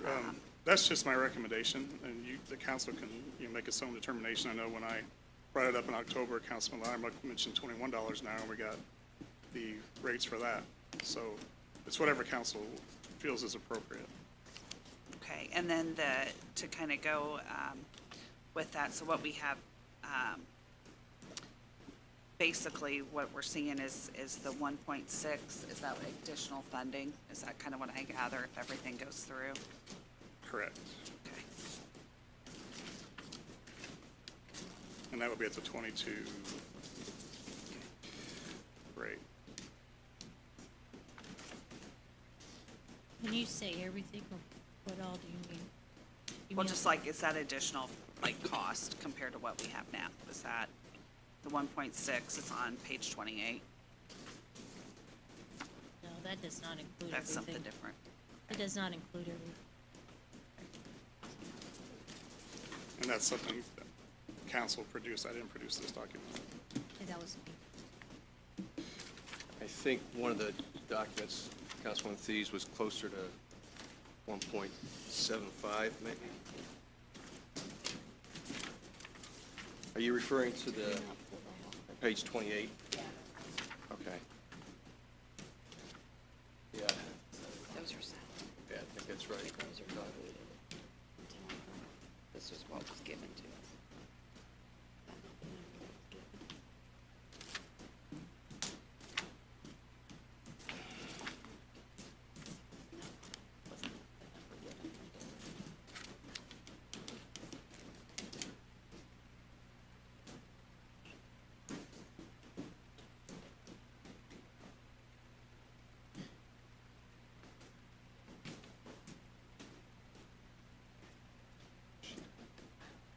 Councilman Wager?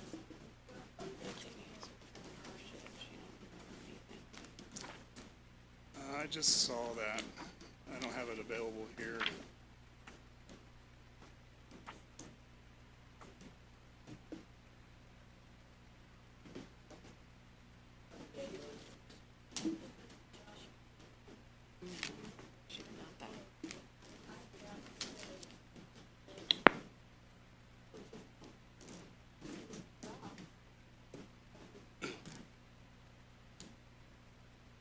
No, I agree.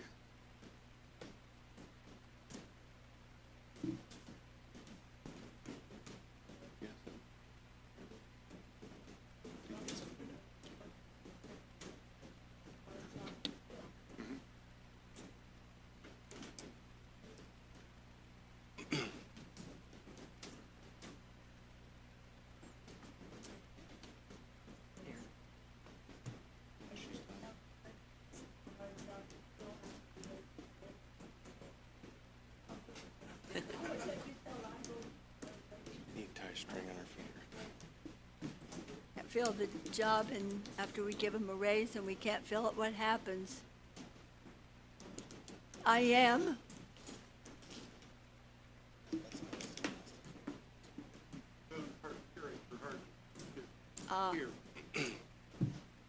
What happens if we can't fill this when we raise the rates? Then what happens? You will be able to house fewer inmates in your jail. The cap will drop. Cap will drop below what it is in What do we do with the old inmates? jail. We ship them out? If you can find a place to put them. It's a full house over most of the state. I think the sheriff and I were both at the sheriff's conference 2 weeks ago, and one sheriff put his hand up and said, "You can send some to me, I've got space." Does he but- have jailers? No, he had space, he had sufficient staff and sufficient beds that he could take detainees from other counties. How are they reducing crime to get to that point? Yeah, you know, that just doesn't happen. But you know, at the same time, I represent Vanderburgh County, which is, I mean, it's a much larger facility. They're about 550 maybe in total beds. They're in a jail that's between 10 and 15 years old. The last time I toured it and met with the jail commander, their typical turnover is between 25 and 33% a year in jail staff. Just the constant shift of people coming in, finding law enforcement isn't for them, or dealing in that environment isn't for them, or find a better paying job in the competitive environment. So the problems are not unusual, but they've been increasing their rate of pay in Vanderburgh, also trying to stay current and stay competitive in the larger market. But you know, I to answer your question, what happens? Can't staff a jail, then you can't have a jail, right? So we'll have to explain to the people of Vigo County why there is no place to house individuals who have been sentenced by a judge to serve a sentence, or individuals whose bond has been set at a level that they can't make and are being detained pending their trial. Well, this deadline to open that jail is fast approaching. Well, there's no particular deadline that it's going to open when it opens, and your target is June 1? July 1. There'll be a transition period at that time, but, I mean, I know everybody's focused on making the judge happy. Well, I am. You should be focused on making Ken Falk happy, because he represents the plaintiffs in this case. He's the one who'll be making the motions before the judge to deal with whatever the jail population is at that moment and whatever your staffing is at that moment. Up until this point, I would characterize Mr. Falk as a partner, as a friendly adversary who's demonstrated an abundance of patience. While we have been through an elongated process here, no other way to describe it, we finally have gotten ourselves to the point, we had a jail designed, we've had it built, and then we've run into this circumstance that's explained by a lot of variables that are far beyond our control in terms of COVID and the employment rate and, you know, whatever's happening in the world of domestic economics. But if 40 is our number, 268 will not, I suspect 268, that cap will come down. And that's what the plaintiffs will petition to have. Not to mention the other exposure you have to liability. At some point, do you have an uninsurable jail? No one's ever asked that question.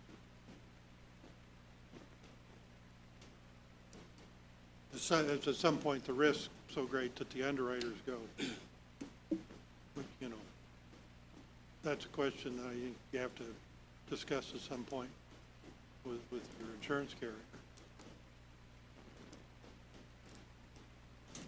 I'm not familiar with an uninsurable jail, mind you, but we're in some pretty dire circumstances. With your experience with the numerous jails, actually, what's your recommendation? Well, you know, if you look at this as a business and you're having trouble trying to attract employees, you take a multifaceted approach. But I think you begin with the assumption the compensation is still the highest, if not one of the highest priorities of someone who is seeking work. And the compensation and benefits are a consideration that somebody takes into account before they leave a job. You know, if they can easily do better in a similar environment as they can at IDOC, at Rockville, Putnamville, and Carlisle, or as they can in other law enforcement positions. I think nearly 10 had transferred to Terre Haute Police Department. I mean, there are job opportunities out there for people who want to be in law enforcement. I think you want to make the job that and the compensation and benefits that somebody has today not worth the trouble of changing job. So it's an element, I think, the schedule, it's a very fair question about scheduling. And when we get to 68 or 79, then there's a great deal more flexibility in terms of what you can do with that schedule. But in the current environment, in a relatively short period of time, the numbers have come down pretty significant, which takes away that flexibility. Thank you very much. Thank you. It's a little bit, if you have 90 people on your college football team, you can do a lot of moving. If you've got 30 on your college football team, you're going to have people playing offense and defense and a lot of other things.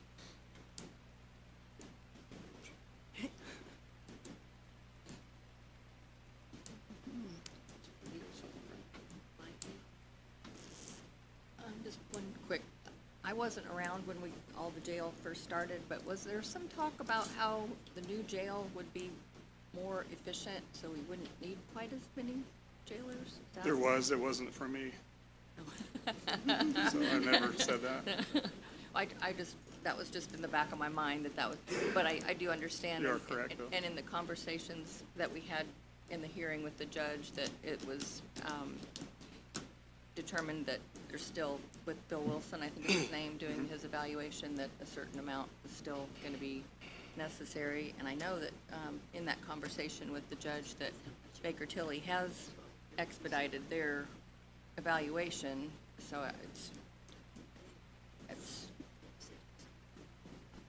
we don't have anything back yet, but they're working on it. Right. Councilman Thacker?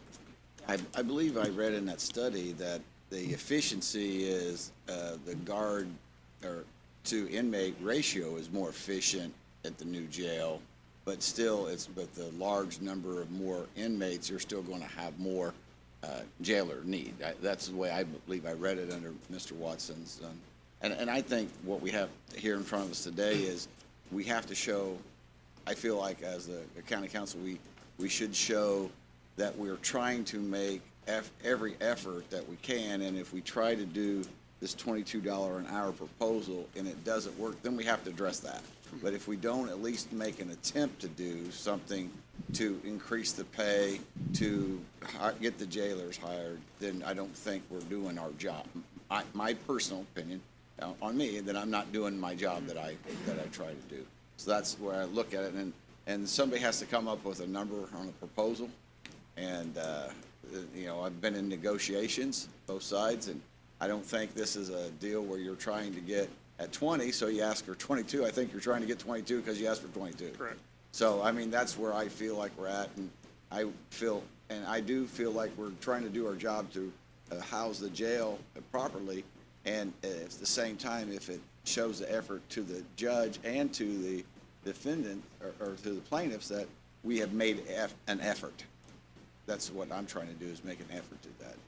So, I mean, I'm not sure how we eat this elephant one bite at a time or how we do it, but, that's what I think we've got a big task still ahead of us tonight. I agree.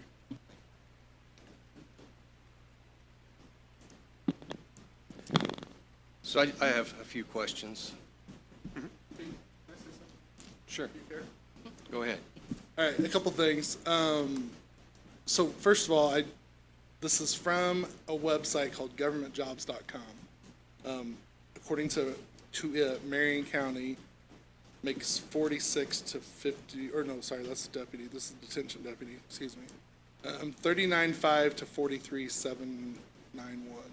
So $19 to $21 is what they make. I will tell you, along with that, and you can probably ask Mr. McKee, there was a story a few weeks ago, maybe months, about Marion County having a quote-unquote riot, possible escape attempt or whatever, and the sheriff basically said it's because they were short-staffed. So And he said, the quote he had was, we kind of had a pseudo riot, or not really a full riot, or there was something along those lines. Talking about shifts again, I think we've covered the 4 and 2. So 12 hours, here's another thing that goes along with that. If you don't have enough staff to do that correctly, so right now we're short-staffed. If we have somebody call in or something, like on second shift, we don't meet our official, number that we need, we can mandate somebody to stay. Now they're there, they're working 16 hours. You do 12-hour shifts, you're not gonna be able to get somebody to stay, longer. So that is a problem with switching to that until you have the correct number. So like I said, if you guys, I can get something, put together that I think is what we need. If you want something official from Bill Wilson, I mean, obviously, he gets paid to do that, so. Thank you. Thank you. So, I think it was last week, I discussed it, maybe even back in October, discussed that we're now hiring at 18, is that Yes. correct? So, are there any educational or training requirements for a jailer? I mean, they have to do the jail school within their first year. Okay. Is that at the academy, or where they do that? Is it It's local hosted now? at different agencies. We've had some here. Is that a 40-hour? Yes, So they have to do it within the first year? correct. Is that the full scope of the on-the-job training? No, they have on-the-job training that's continuing. I can get a list from that, or for that if you'd like that as well. I don't have all that with me right now. So is it kind of like a situation with NIMS training? There's certain agencies that host it, then everybody submits officers for the Yep. training? We got Okay. approved to host coming up 2 jail schools just recently. Which benefits us when we can do our own, since they're here, we don't have to send them somewhere else. Sure. Have there been any efforts made to work out something with ISU and St. Mary of the Woods and maybe Ivy Tech about trying to encourage their students to have some type of, maybe a flexible schedule or some type of schedule where they come work in the jail, get experience, and then also help with the staffing needs that you have? We've got some part-timers that go to school. We've actually got some full-timers that still go to school. One's actually working on her master's degree. We've not asked the schools to change their curriculum to do that. Are you asking if we're going to change ours? No, I'm just referring to maybe some type of co-op or something where you can actually work with the schools to where they encourage the students that this is because for all intents and purposes, this isn't a career position, right? I mean, this is a stepping stone for most people, as we see. To maybe encourage their students to look at that as a way to get experience while still going to school, maybe offer a flexible schedule for them to do that, to kind of accommodate what hours they work, their working hours, fit their schedule and their studies and things like that. We have reached out to St. Mary's, Ivy Tech, ISU, and the local high schools just to let them know we are hiring at 18 to get more applicants, and we've not seen a tremendous increase, but we do have several that are 18 or under 21 that we have working now and doing exceptional jobs. Do we have any current employees or high school students? They are all out of high school. All right, good. Yeah. But GED is the requirement. They have to have a high school diploma to get it, yeah.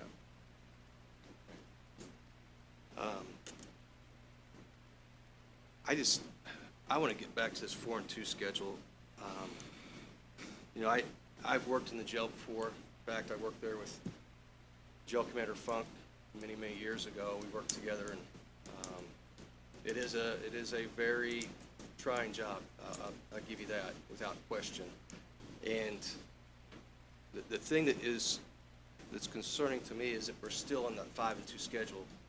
As Jail Commander Funk could attest to as well, I mean, that was the stickler for a lot of people. I mean, you're a new hire and you're working, your days off are Tuesdays and Wednesdays, and you have no hopes of getting a weekend off until you spend, back then, months and months and months on the job, close to a year oftentimes.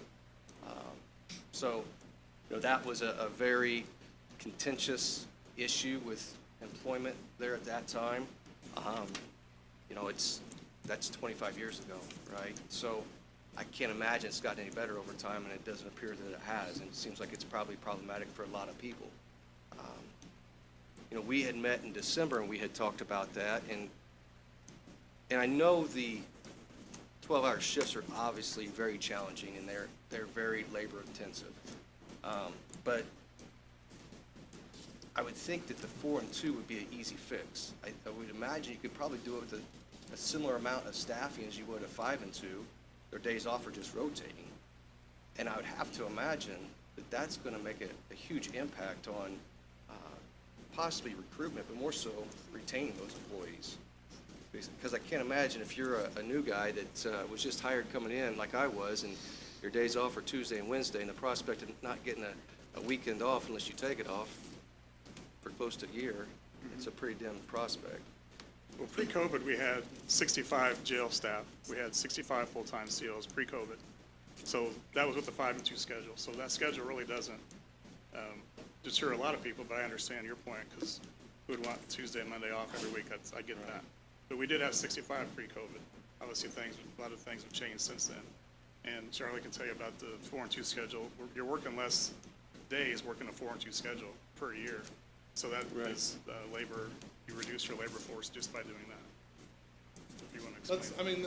That's just it. That's the biggest issue. You're going to, like I said, there's so much that goes on Monday through Friday. I mean, you're going to have something locked in there, or you're going to have some sort of schedule to where you're not rotating people through that.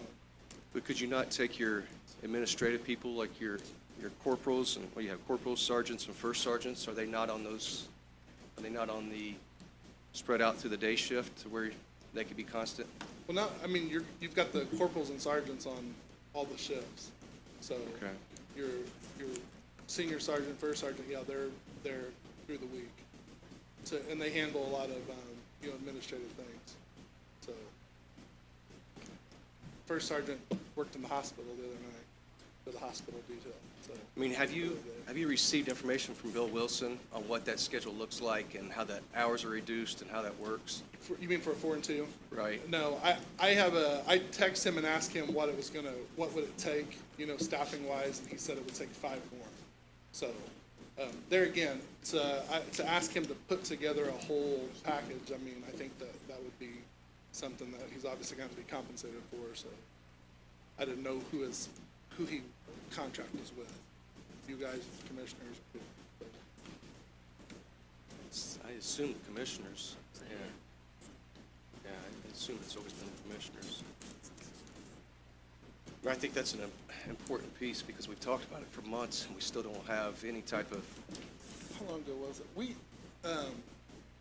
Casey and I sat down in the basement and actually drew up trying to do this. We also tried to do 10 hours, which I just assume with 12s it's you can get more done, but with 10s it's actually even worse trying to get that. I didn't realize that, so that would take more. I didn't ask Bill for that because we sat down and tried to figure that out a long time ago. Before we had the problems that we have now, just because we wanted to try to get people having rotating days. Because like you said, when you and I worked back there, it was Tuesday, Wednesday. But the reason that everybody kind of put up with that was because we knew that we were planning on going on to different things. And now, from the police agencies to the federal prison, you don't really need much experience, and they hire you in. So the jail doesn't have to be a stepping stone.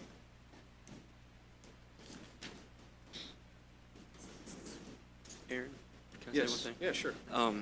If you're interested, you guys want to have another study done for this schedule, if you approve this tonight, we can absolutely have that done within probably the next 4 to 6 weeks, which will be well before the jail is open, the new jail. So we can explore that 4 and 2 schedule or whatever you guys want to do. Okay. Thank you. I think we had this I think we just got this yesterday, or maybe 2 days ago.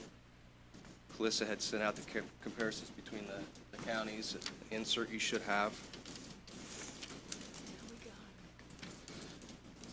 So I had asked her, I don't know, maybe 2 months ago, to reach out to surrounding counties to kind of survey them on what their hourly rates were, if they had offered a clothing allowance, offered incentive pay, longevity, things like that, just to kind of get an idea of where we're at and what the market looks like in the immediate area.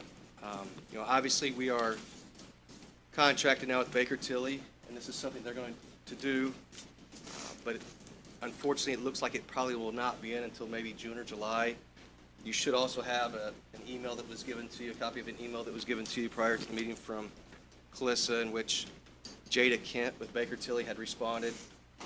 I was asking if they could maybe expedite the results of the jail officers and what the salary analysis would look like in advance of everything else, just because this is such an important topic. So you can see what her response is there, and it doesn't seem real promising, quite frankly. So nonetheless, we have this information here, and the counties are Vigo, Clay, Fountain, Montgomery, Park, Warren, Owen, Greene, Sullivan, Vermilion, and Putnam. And again, this is all from data that Calissa compiled directly from representatives at these agencies.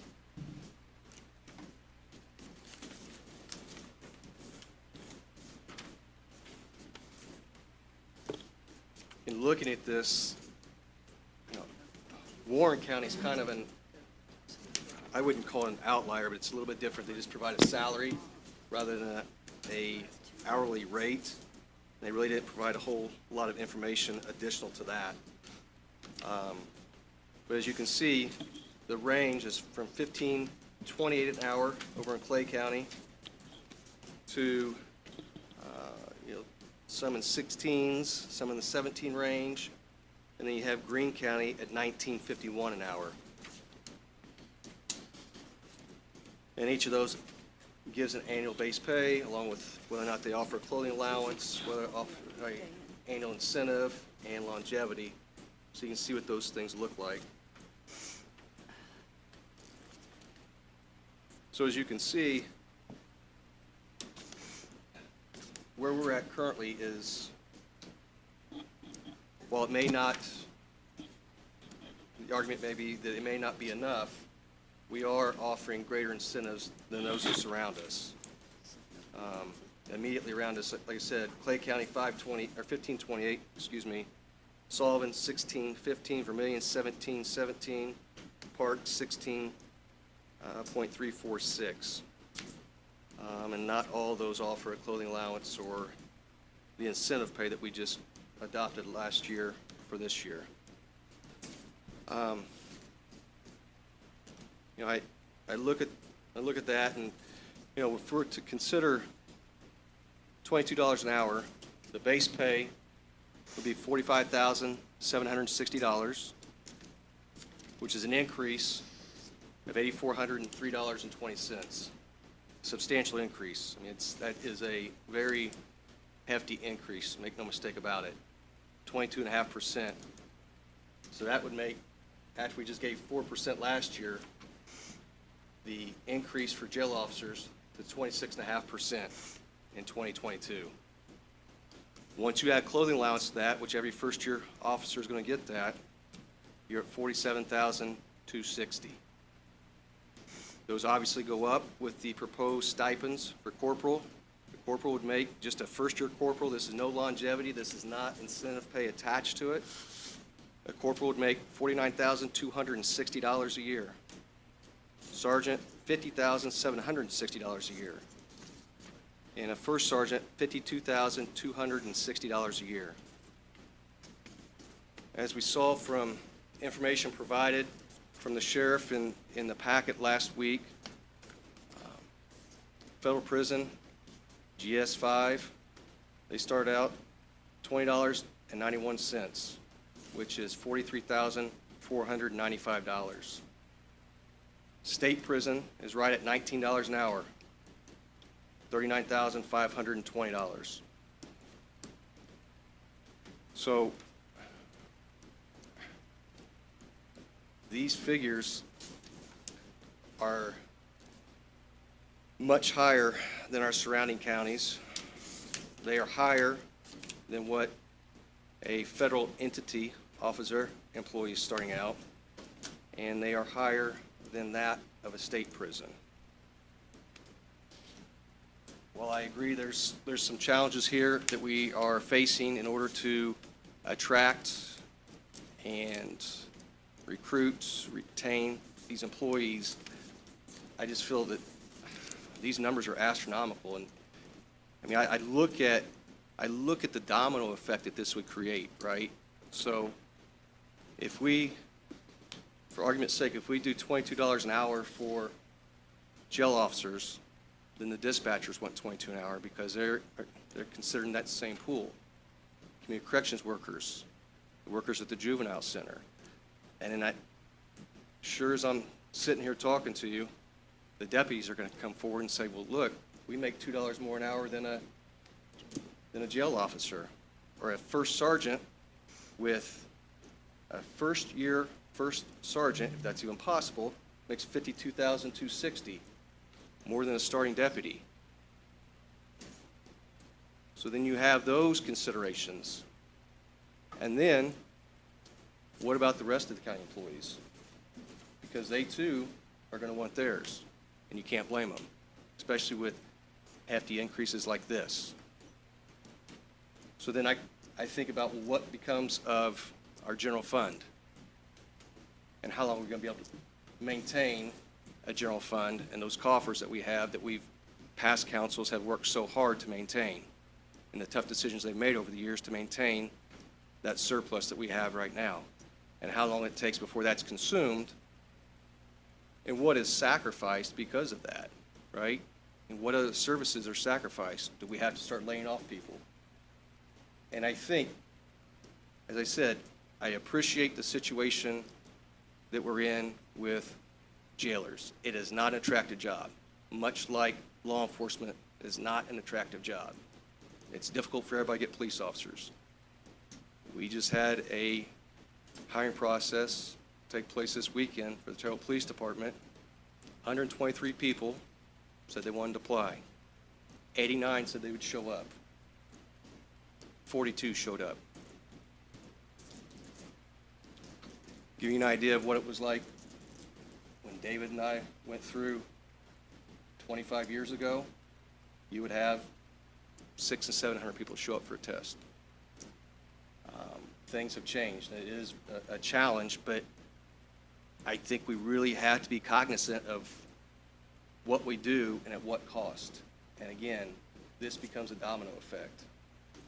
I think that I echo what Councilman Thompson said, and in fact, if I remember correctly, I think Sheriff Plassey even indicated in the documentation we had last week, his responses to some of the questions was, we don't know for sure that salary alone is going to get us to where we need to be. Correct. So my concern is what I said about the general fund, the obligation, when we're talking all told right around $1.8 million, and that number never goes down, people. Those operational costs always go up over time. And 2% a year is very modest. I mean, it's, it's not much, but it adds up quick. And we've been given 3 and 4% over the last 3 years. I have hesitation too, because as Commissioner Morris can attest to, when the last job study was conducted with WIS, I think it was $800,000 commitment immediately based upon the classifications and the salary analysis. And I would just remind everybody, when that comes back from Baker Tilly, I have to imagine that those positions are going to be reclassified in some form or fashion, which requires many people to receive a higher rate of pay.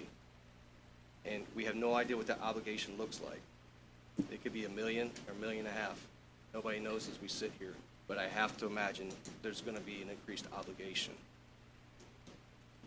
2, with the Baker Tilly study, it's unfortunate, as you can see from the email, it's unfortunate that we can't get this fast-tracked. I would have loved to have had this information to us before the Zoom meeting we had with the federal court here weeks ago. That would have been optimal, but I guess not realistic from Baker Tilly's standpoint.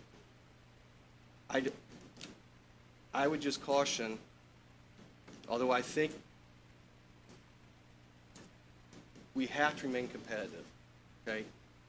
I would say our biggest, and if I'm wrong, please let me know. I would say our biggest competitors are local law enforcement, state prison, and federal prison. I agree.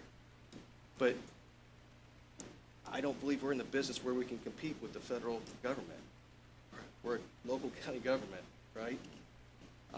So I think we had to keep that in mind, and I think we have to keep in mind too that, say we set a rate at $22 an hour, and Baker Tilly says, well, if you're right, you're at $20 an hour. We can't unring that bell. You should never take away from somebody what you've given. And I tell you, one of the things that really has been a struggle for me, we hear a lot about public education here lately. What has been a huge struggle for me is looking at, and I'm not saying this to put down an 18-year-old kid or a 19-year-old kid, so please don't mistake it for that. But an 18-year-old kid that can come in without a formal education and make $47,260 in his first year, and in this community, we're only paying a starting teacher $40,500. I mean, and again, we can't control that. That's the corporation. But that's the type of thing I have to wrestle with, that we are considering paying an 18-year-old kid more, $7,000 roughly more a year than a teacher in this community that has gone to college for at least 4 years and does many more things outside the 8 hours a day at work. Is that probably right, Councilwoman Thies? So I really struggle with that. And then I look at, too, some of these tax abatements we've given in the past and what some of these factories are paying, and it's less than that, and they are skilled labor, right? So I'm trying to look at the big picture here in all parts and pieces. But again, I really struggle with this request as a whole. I really do, and I think we should consider it and how it trickles down and how it affects the general fund and all other departments within the county government.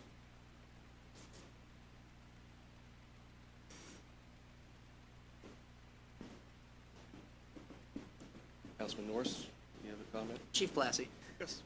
do you think not the $22 an hour, but looking at the counties surrounding and stuff, do you think that there's a number that's closer to what they're being paid now, but yet more than the surrounding counties? Do you think that'll make a difference at all?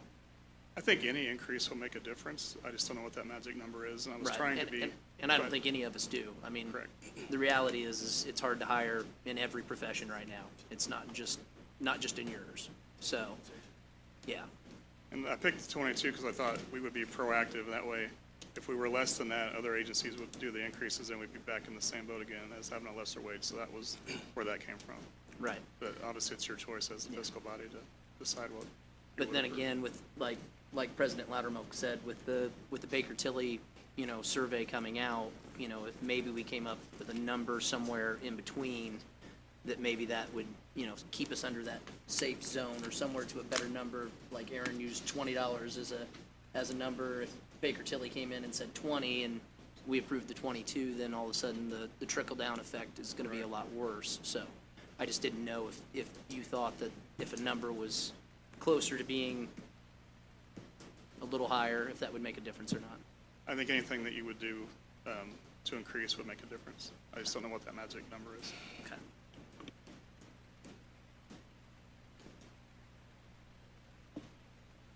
President Loudermilk, can I ask a Sorry. question? Yeah, That's okay. I apologize. Yes. I'm trying to look at things both different ways. I did see, like, when you look at Greene County, when they did bump it, they did see a little bit of an increase with applicants and being able to hire. So, I think it was like at 19, but they were already higher a little bit to start.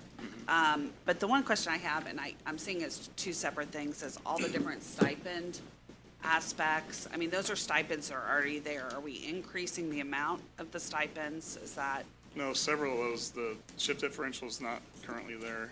The, so that would add to it in addition? Okay. correct.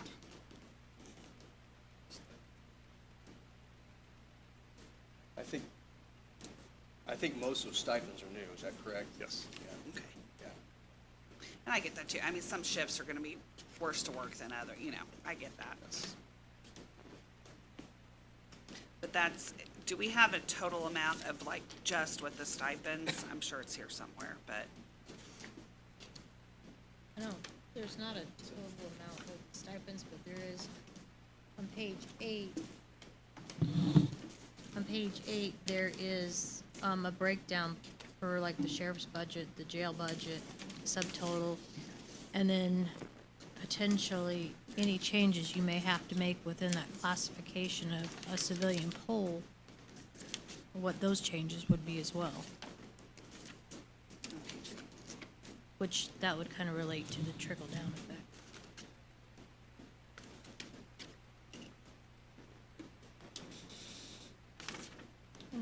There is a page in it that breaks down the other civilian polls, the cost.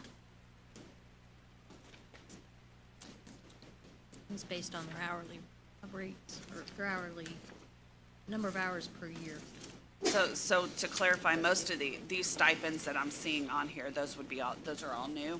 Correct. And not the shift differential, the PREA and the cab, and that's, I have a total of that $35,945. Okay, that's per year. Correct. Okay, that's not.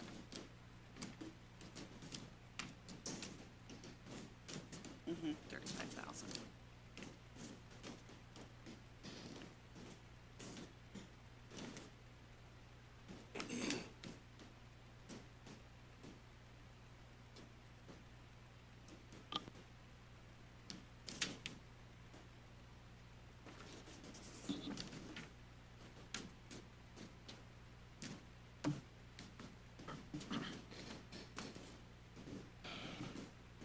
I appreciate you being patient as we're Oh, you're trying fine. to I know this look is through all this. It's a big ask, so.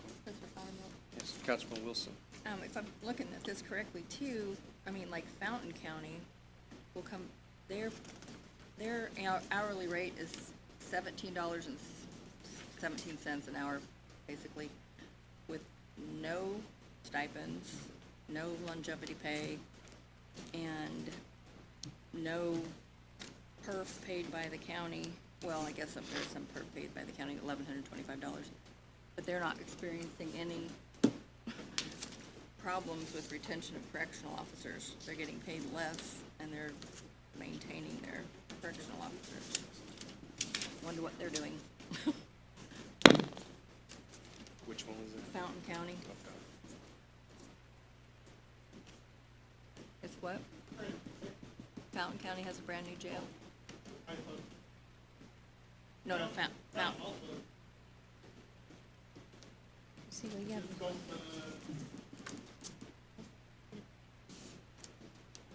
Get it open else.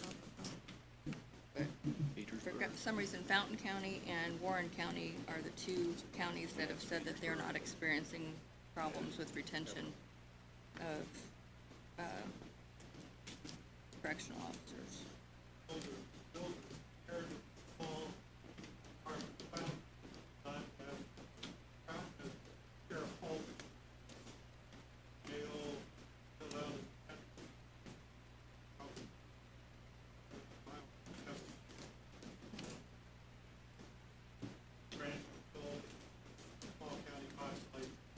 No place else to work. Warren County Jail, Ohio. Can't break on that.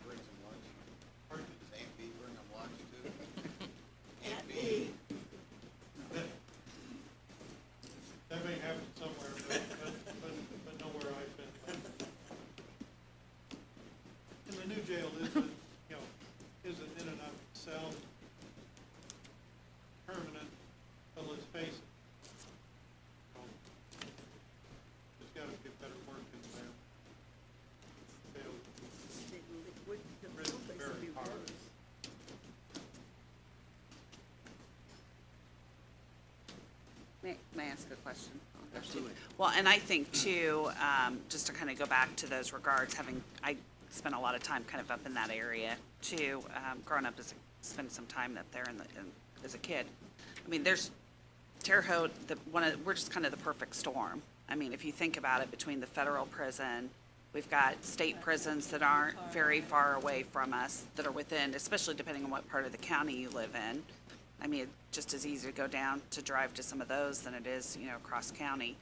And I think that's the hardest part of this is, it is competitive between those areas. Now, I do have concern.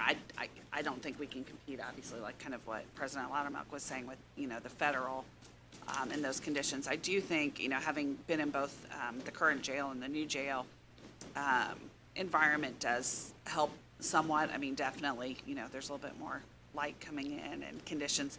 But I do have concern that we need to do something. My feeling is I'm not sure quite that much.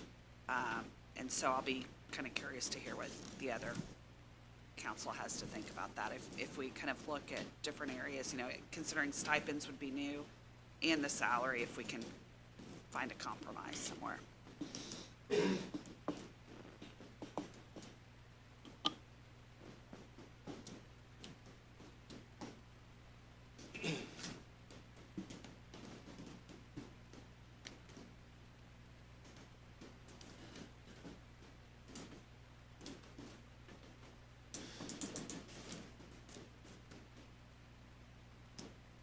Anyone else have questions or comments?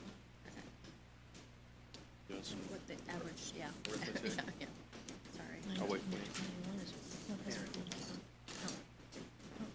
Councilman Norris? Chief Blassie. Yes. Regarding the longevity pay and stuff like that, what's your average jailer position? How long have they worked there? Your oldest?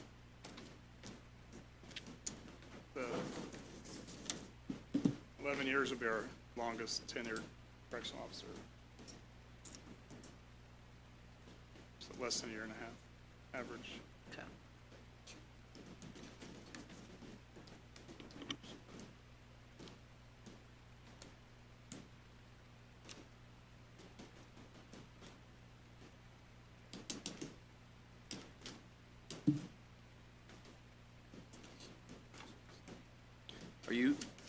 Are you getting any interest right now for part-time help? For part-time.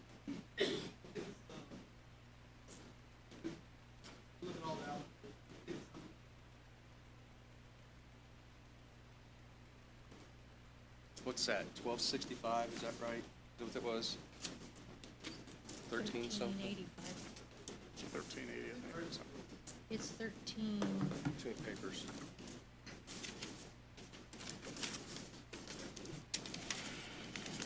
the 1285 is other part-timers. Yeah. 1365. So, Counselor McKee, so the goal is show progress, whatever progress looks like. Is that fair? Yeah, I've been thinking about, everybody plays a role. Sheriff, in response to the request, says, I'll go see what I can do to create the best environment, my judgment, in terms of attracting, retaining employees, paying the people who are there, trying to keep them longer than the year and a half average, trying to get people in. Fiscal body plays its role. Protects the taxpayer, tries to make judgments across a broader perspective. Sheriff has to look at the needs of that office and the jail and make the request, get to compare it to everything else. So I think, I think the way you frame it is fair. We go to the judge and necessarily knowing what questions she would ask or what questions Ken Falk may ask, both then to pose. We have a little sense of that. The reason judgment of the county council was that an increase was in order, but maybe not an increase in size posed by the sheriff. And we're going to be a little more incremental about this. We're going to show a higher rate of pay, advertise that. We're going to interview based on that, see if we can progress and can add to the numbers, then maybe you can look at some different scheduling alternatives that may be attractive to the people who are there now, maybe to the attractive come down the line. I think it would be a setback to say, we're gonna keep it the way it is and expect it's going to get better. I think that one is a little hard to argue credibly. But if we make some incremental steps here in an effort to try to make the position more attractive, then I think that that is what it is, evidence that we're trying to respond and react. And I assume when you say that, you mean to do nothing prior to the next court appearance in April. Is that correct? Yeah, Because that's after. Mr. Falk has encountered a conflict, to be candid, with the 14th, and the judge issued an order today resetting it for the 26th. Of April, all right. So, Zoom hearing at 9:30. But that just came across late this morning, early afternoon. so presumably, if nothing occurs tonight, we're still good in April. We are, and I think that's been the representation all along. I think that was kind of the understood message in the last Zoom meeting, if I'm not mistaken. I don't think I could say, oh, the pressure's on, you gotta make a decision in the next hour. Right. But I say that as someone who has sought extensions of time more than once in his life. You get one when the deadline really does come up and you don't have any room anymore, then sometimes that doesn't make your life any more pleasant. You just postpone the stress. But we could get this handled in April and be able to report to Mr. Falk, from whom I'll be hearing tomorrow in all likelihood, to know where we are. Sure. Thank you.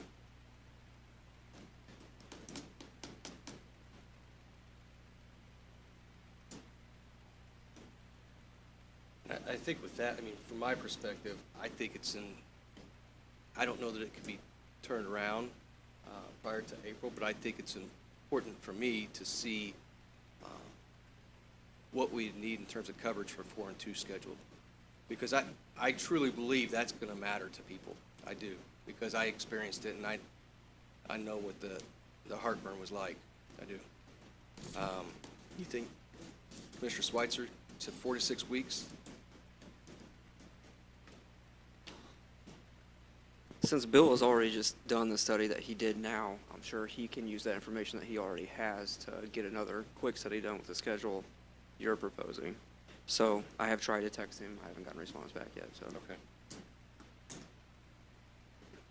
Can be specific about what you want from the, if you're wanting to know what a change in scheduling would mean in terms of what's been his experience at other facilities on the schedule, and what would be the minimum number of,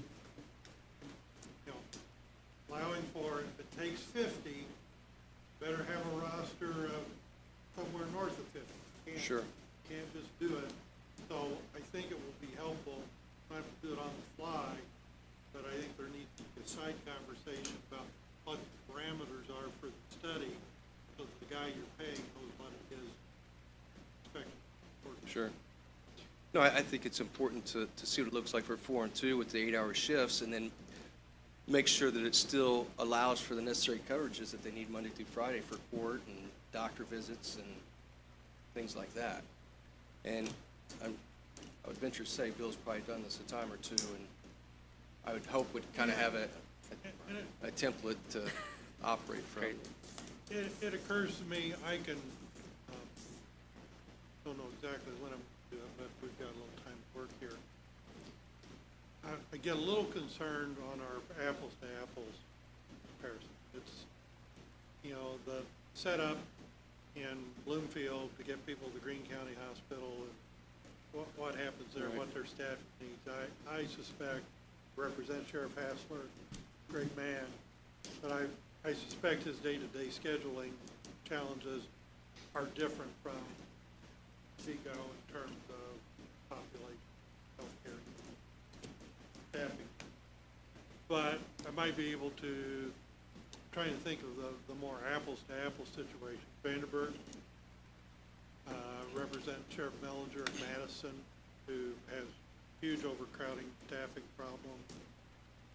Sheriff Vantlin in Knox would maybe be a comparable. Sheriff Allison and Davies could be in terms of his total bed number. So we'll try and get a sense of what they've done from a scheduling standpoint. Looks like Greene County implements a 4 and 2 according to this. I just don't, the demands on a jail can be variable based on the total population of training demand. We could have Sheriff Forrestal also, but Marion County is such a, it belongs in a different orbit altogether. Are we using the resources of reserve officers to help in the jail? We're using reserves and actual deputies to cover shifts in the jail. How does that go with reserves? Is there I mean, it's not much? I'm sure their first choice, but they know we need to cover things, so they step up when they need to. I'm glad we have them.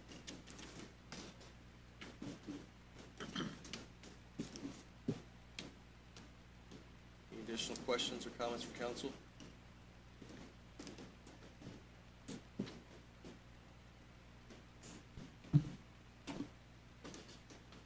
Would it be worth the time to have a motion and vote on for what the study should be conducted? That way there's a consensus. I'm just, if that's what we're looking to go for. I know we asked during budgeting last year. I think scheduling is an important thing. And I think you have greater insight to that than I would, because I haven't worked there, you know. So I'm just wondering if, just so we can have a clear picture of what we're asking for a study. That's all I'm asking. You know, I like to see us make some progress, but if I not taking action tonight, but we get a direction that we're gonna come back to, and we still have time, that's fine. You know, but I just didn't know if that's something we want to do or not. Yeah, I just, maybe it doesn't need to be formal motion, but just like to happen.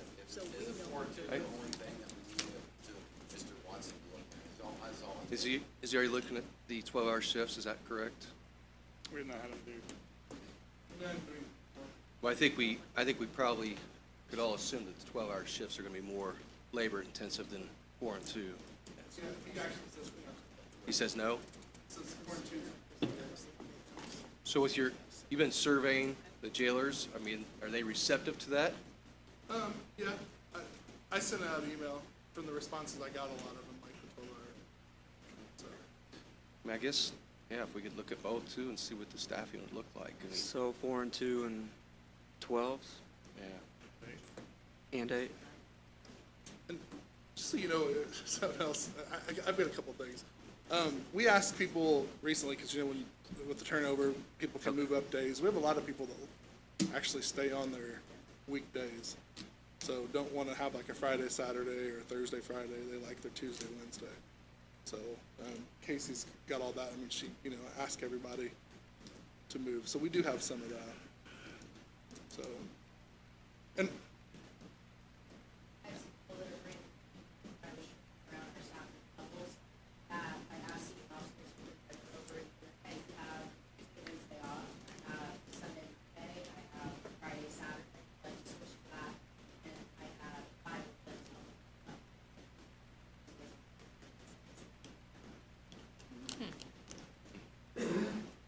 How many said that?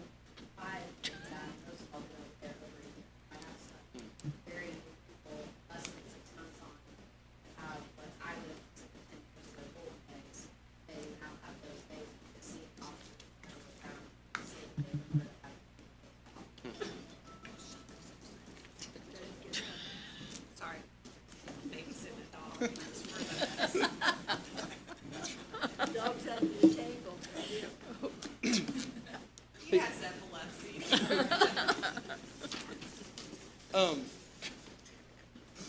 I just want to say a couple other things for you guys. When you're looking at this, I would ask you to take into account a couple other things. So a lot of these surrounding counties that we have, their jails are a lot smaller, their population's a lot smaller. They don't deal with the same thing that our people deal with.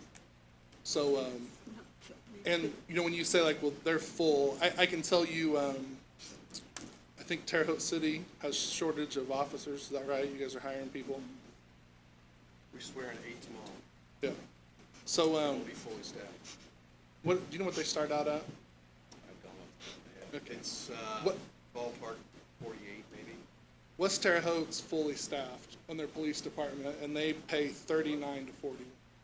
So I think you really have to take in consideration the number of people that you need to, and the population and the industry, and there's a lot of things. So I don't know that we can ever get a full comparison because I don't think anybody else in the state has a federal prison in their backyard. So anyway, thanks everybody.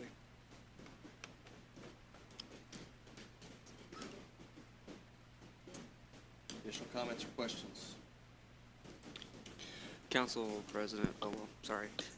It's not Go even my, ahead. it's not even my time to talk, so I was just gonna, I guess the other thing is, you know, with the Baker Tilly study that'll be coming out this summer, if we do like one of those things, like if we do like bump up the wage or, you know, could we revisit the stipends? I think we have to look at those things too because we think it's gonna come out when, and you said July, June? June, July? And I know that won't gonna affect, really, we won't be able to go into that until the 2023 budgets. But it is an area too that I think, you know, as a council, maybe we can look at some wiggle room too, because if we do one, you know, will that help it enough? And then we could revisit later if we need to, feel like we need to bump it up with stipends or whatever. Just something to consider, because, you know, I definitely see some different ways we can look at this.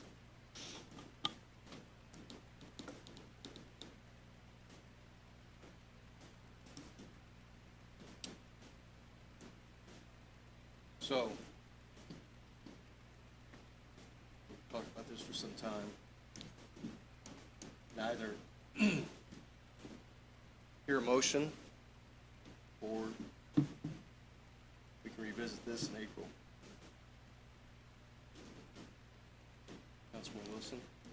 I would suggest, and possibly even make a motion, that we table this until April when we have more information back from Bill Wilson with, so we can make a more intelligent decision. I don't know that I'm gonna make that motion, I'm just throwing that out there as my opinion of what might be good to do.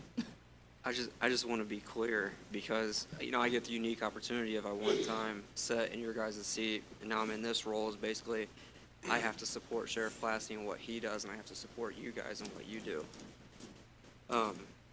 The study that you're wanting me to ask for, it's still going to require more employees no matter what we do. So, you know, what I was going to ask you, Council President Loudermilk, is if I could ask Mr. McKee, is the conversation he has with Ken Falk tomorrow going to negatively impact Judge Jane Magnus Stinson in a way that it's going to upset her that we did not make any progress tonight after basically a month of trying to make progress? No, I don't think so.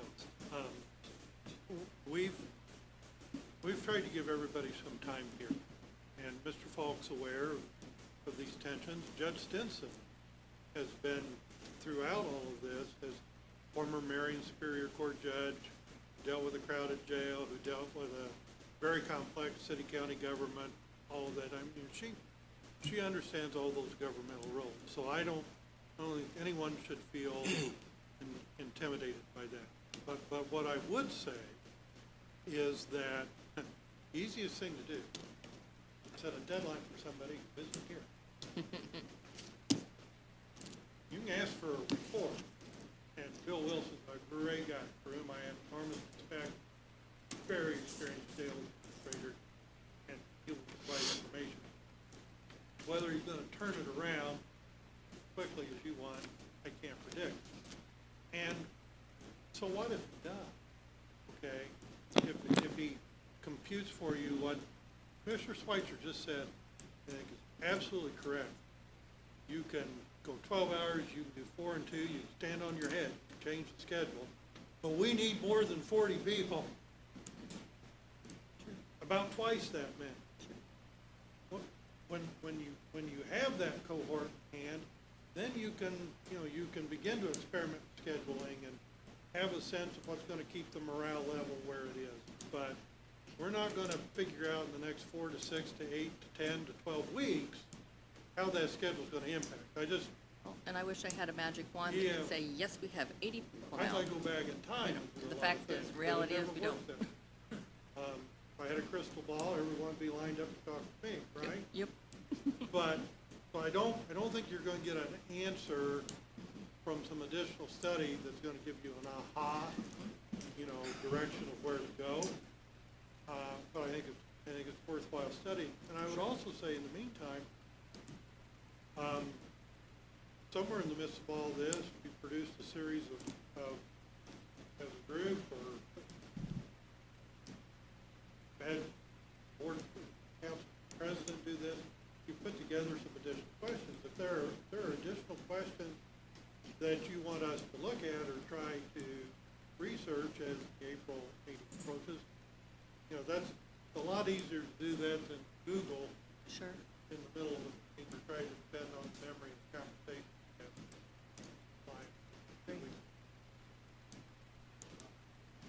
But we can try and get some insight from some people that run bigger, more complex games. Some are represented here,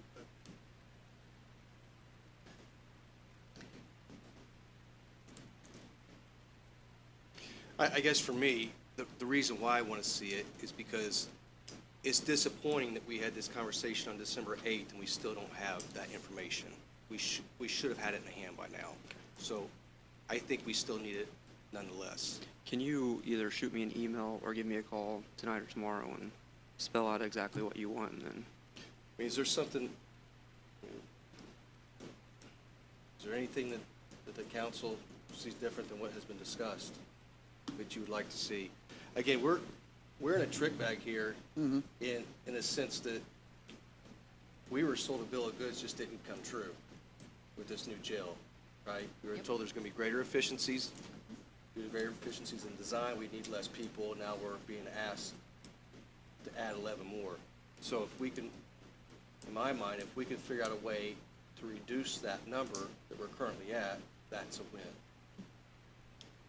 But is there any other variations, Councilman Thacker? Well, I think Maria said it a couple times. I think if we're trying to do something, and I totally agree what you said about the wages. It's a domino effect. I totally agree with that. I mean, anybody that can see a spreadsheet can understand you raise the bottom one, you're gonna raise all of them, right? So we understand that. But if we're trying to do attracting of people, unless it's a bonus when you hire them, or that we're talking about incentives. But in this, we have a mixture of almost all those things. And if we could at least tonight have some kind of agreement that, hey, this is what we want to focus on to try to get people here.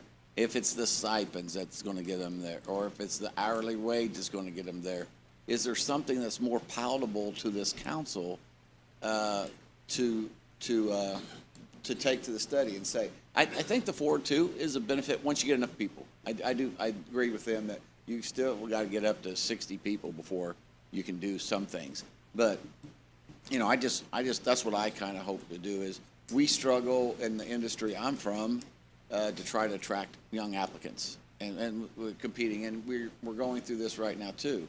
And our wage packages are different, and they're better conditions than this jail. Even if it's a new jail, it's still better conditions. But, I think we have to try to see if we're on if Marie, I kind of got it from Marie that maybe stipends aren't the thing that she's willing to support as much. So but I'm not trying to, that's why I said if a motion would help us get to Mr. Schweitzer to Commissioner Schweitzer to get that information on.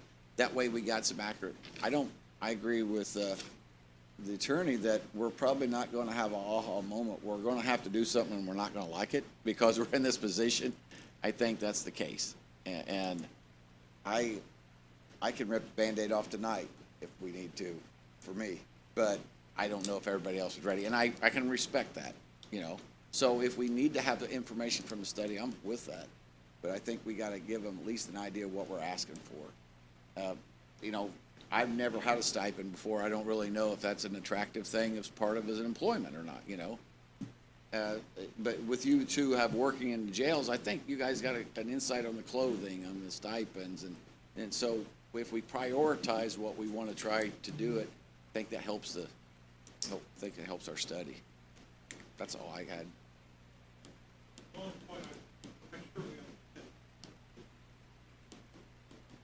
Whatever happened, I was present in conversation too, about our official requires, the sheriff pointed out, some pieces. Right now, we're not talking about the delta between 68 and 80 something. You know, I'd just like to cover the ground we used to have. So I think, again, as part of that approach, trying to get 40 back up in the respect to 60 first, and might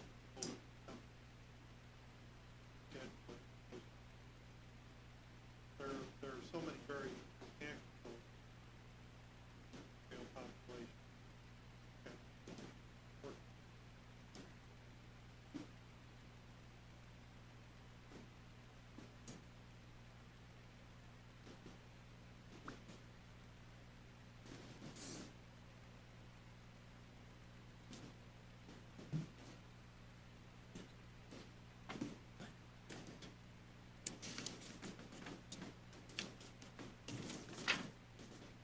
Let me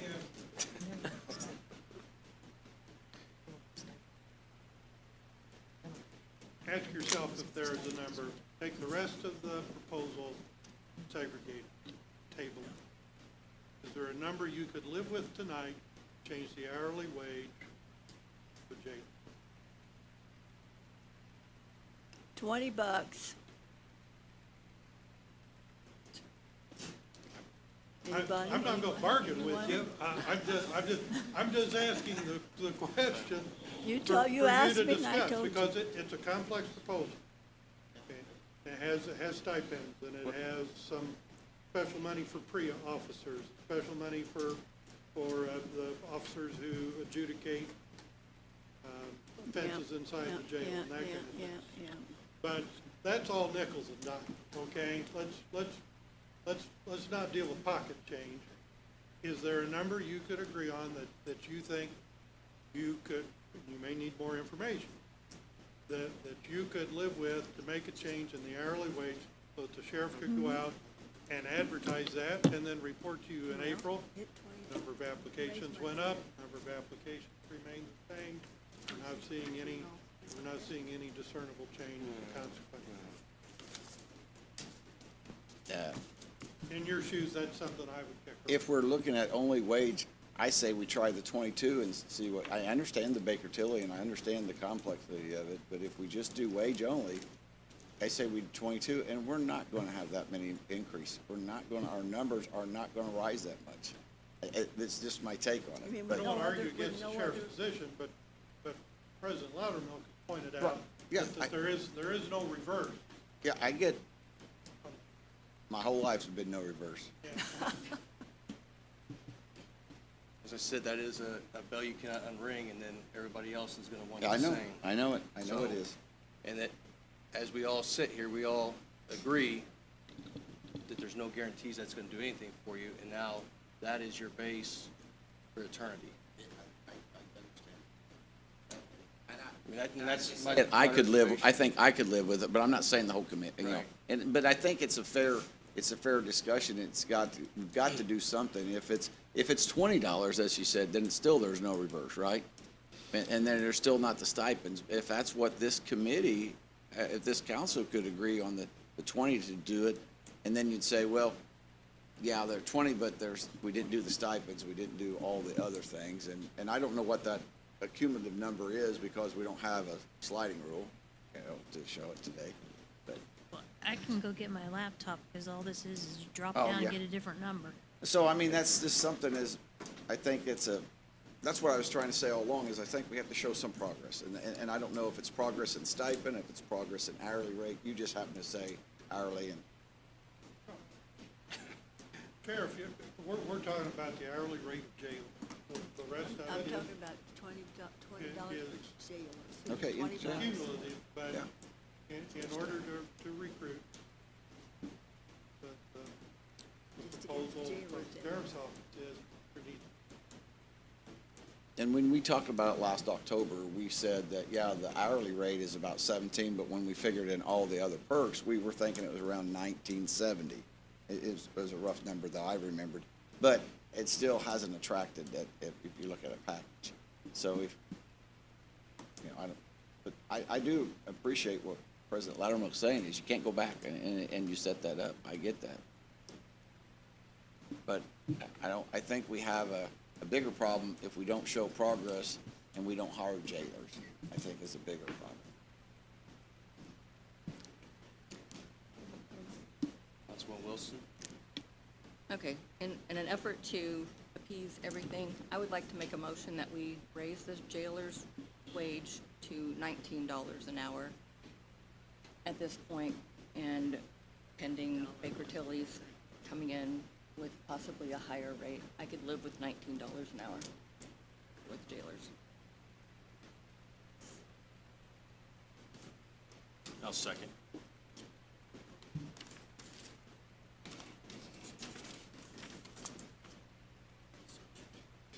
So we have a motion on the floor and a second for $19 an hour. That would be regarding, Sorry, yes, sorry.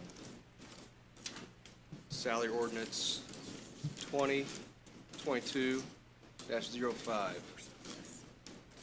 ROC 2022-09. Yes, they're all, yeah.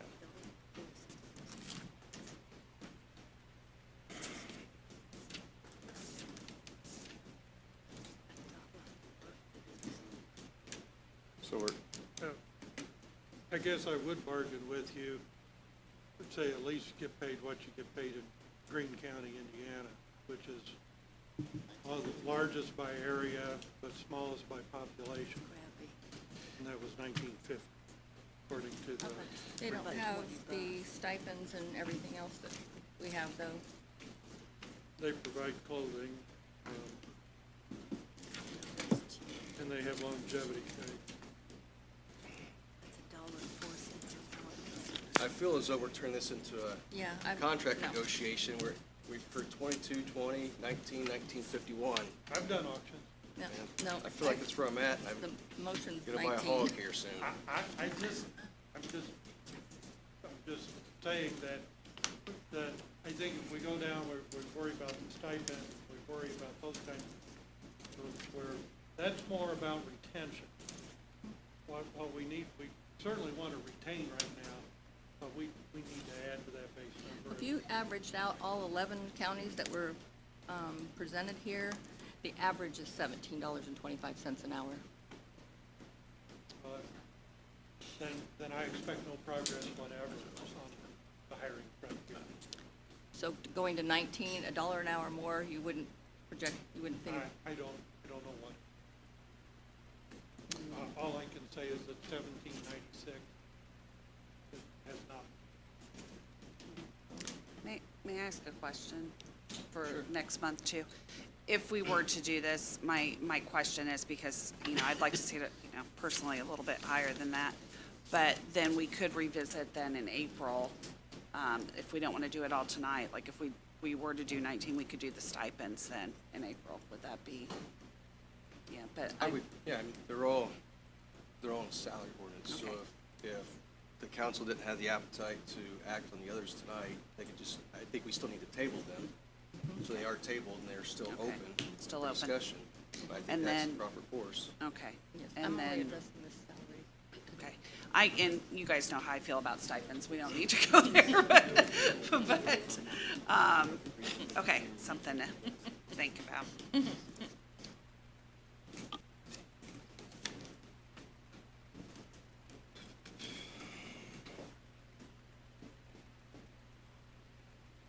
So the motion on the floor is for salary ordinance 2022-05 ROC 2022-09 jail amend salaries. Is that correct? The motion is $19 an hour. There is a motion by Councilwoman Wilson and a second by Councilman Thompson. Sure. And do you have the idea of what kind of hours we're talking about? So the $1 an hour is an impact of what, which another dollar would be, so the two, do you have any idea on that? Dollar should be Well, $2,080. $2,080. Well, I mean, times the number of people times 80 then, is that what we're doing? Are we doing that number? I get it, I get what you're saying on that, but are we talking proposed of at the full-time limit of 80 people? So do we take 80 times 2,080 times one? That's why I'm just trying to get what an impact it is on it.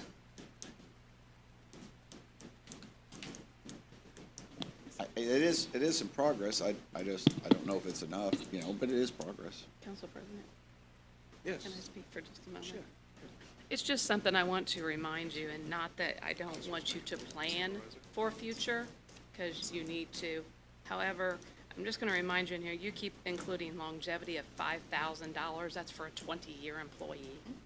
So just remember that won't be for every employee, and, 9 years ago. the jail, we're lucky if, we've got about 5 people in the jail, 6 that even collect longevity. I'm only. Now, counting- granted, if you increase it and your goal is to retain people, you will start paying that, but I just wanted to make that clear that, think about that longevity pay won't hit. And you've also, in some of these calculations, you've calculated in the family plan, insurance plan. Which we always have to budget for that. Yeah, but 99.9% of the jailers don't have a family plan, just reminding you But you that. have to budget for it, right? You can budget for it, but You have to. That's part of the planning ahead. I'm too. just reminding you that you won't maybe have that big expense for these first few years, and I think that that's something that you need And to, if we don't, the think same about thing is too. if we don't fill the spots, you don't spend the money at $19 an hour because we didn't fill the spot. But you budget for it, but you don't spend it. Okay. We have a motion on the floor and a second. No questions or comments?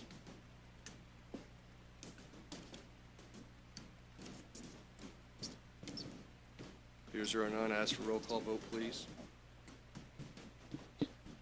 Councilperson Thacker, No. Councilperson Wager, Councilperson Thies, No. Councilperson Norris, Aye. Councilperson Wilson, Aye. Councilperson Thompson, Aye. Councilperson Loudermilk. Aye. Motion carries. So, back up to salary ordinance 2022-04, ROC 2022-09, jail ad officers.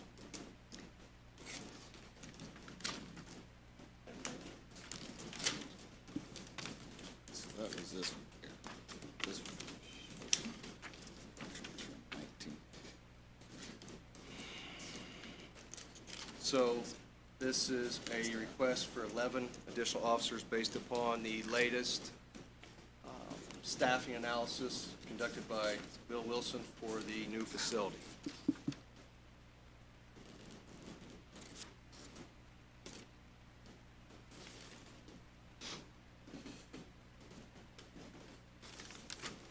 Any questions, comments? Do we want to act on these tonight? Or, I think Councilwoman Thies was the one that suggested maybe tabling till April. Some of these salary ordinances? To understand, those would be the new positions for the jail. Is that what we're talking about? Yes. Okay. Yes. Okay, yeah. So it's Based not upon, an yeah, immediate- based upon the study that was presented, the latest study. I just wanted to make sure I said the right thing. So we looked at the salary ordinance on it. The salary ordinance, we have to adjust it.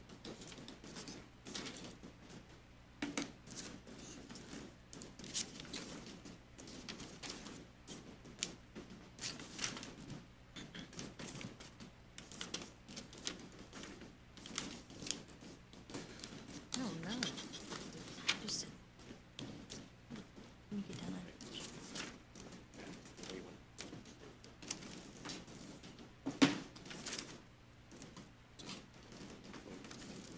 Council President, I'd like to make a motion to table salary ordinance 2022-04,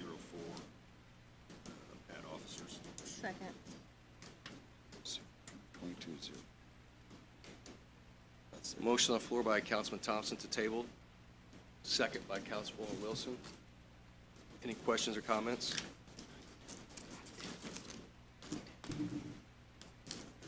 Appears there are none. Roll call vote, please. Councilperson Thacker, Aye. Councilperson Wager, Aye. Councilperson Thies, Aye. Councilperson Norris, Aye. Councilperson Wilson, Aye. Councilperson Thompson, Aye. Councilperson Loudermilk. Aye. Motion carries. Thank you.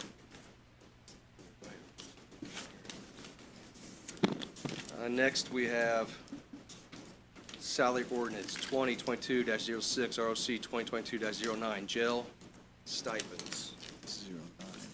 09. Can I ask a question first? Yes. So originally, when Councilwoman Wilson made the motion to go to $19 an hour, was that based on salary ordinance 2205? Yes. So the other items that are on there, which would have been the corporal, the sergeant, the senior sergeant, and first sergeant, were you addressing those?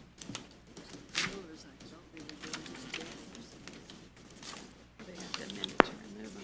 Why did they put it over there?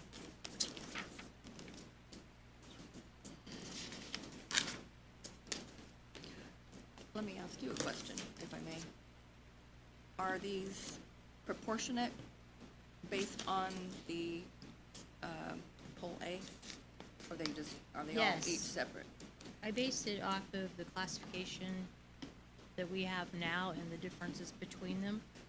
So the $19 would be for the civilian poll A. The civilian poll B, if you took out, you'd have to make it $19.94.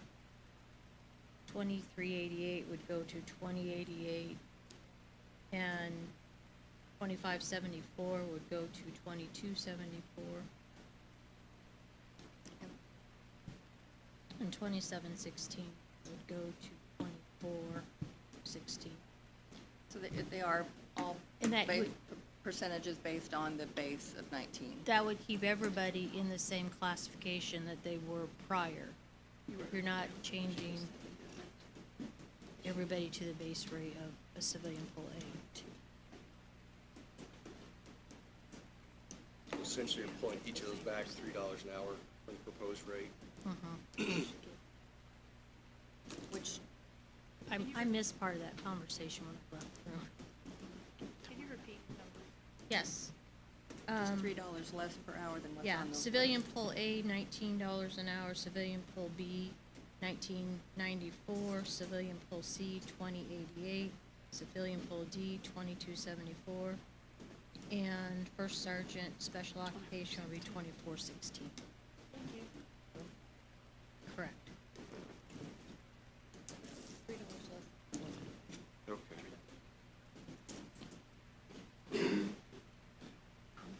Is it necessary that they be all stipulated since they are all commensurate or proportionate of the original? Well, if you want to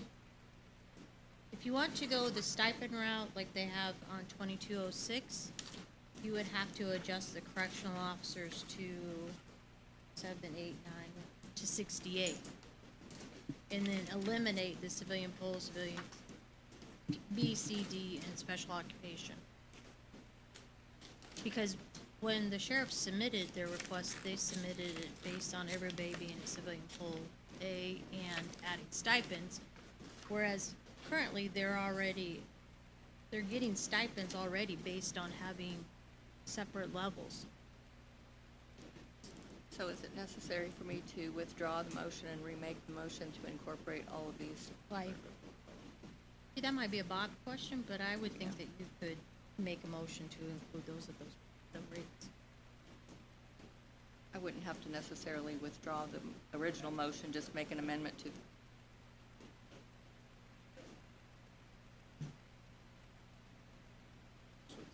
I mean, if you don't follow it, then you're gonna have a problem when payroll next week, when they get these numbers, and they're all still down at whatever number, minus $4 of that, so.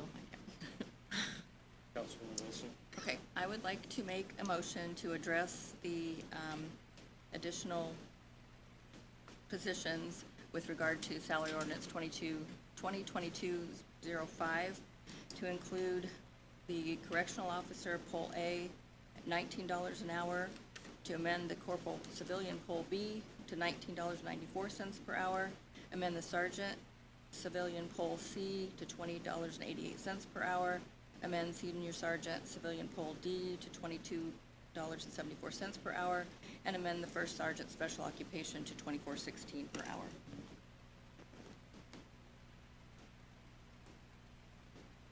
That was the motion. So we have a motion. I'll Mo- second. Motion to amend. Yes. Motion to amend. As presented. Second by Councilman Thompson.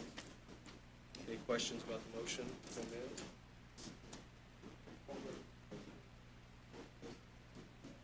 It's $4 on page less, 30. or $4.04 less. Yeah. Any other questions?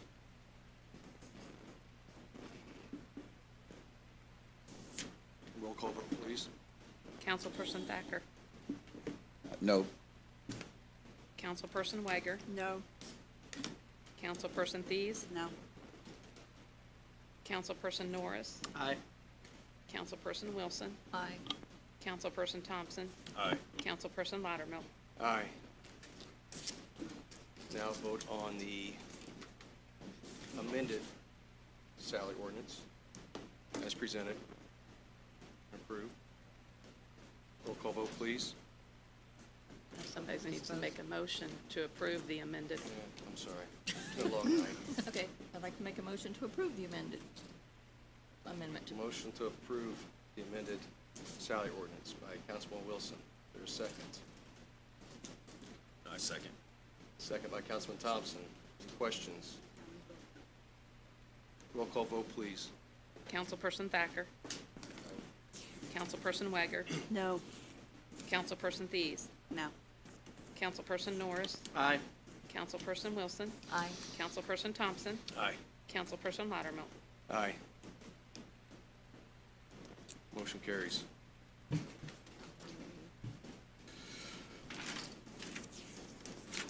Salary ordinance 2022-06, ROC 2022-09, jail stipends. You don't need those now. Yeah, we don't need those.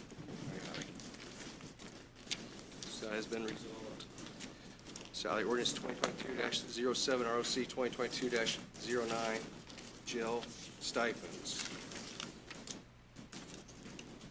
This is for the three different jobs performed by jailers in addition to their regular duties.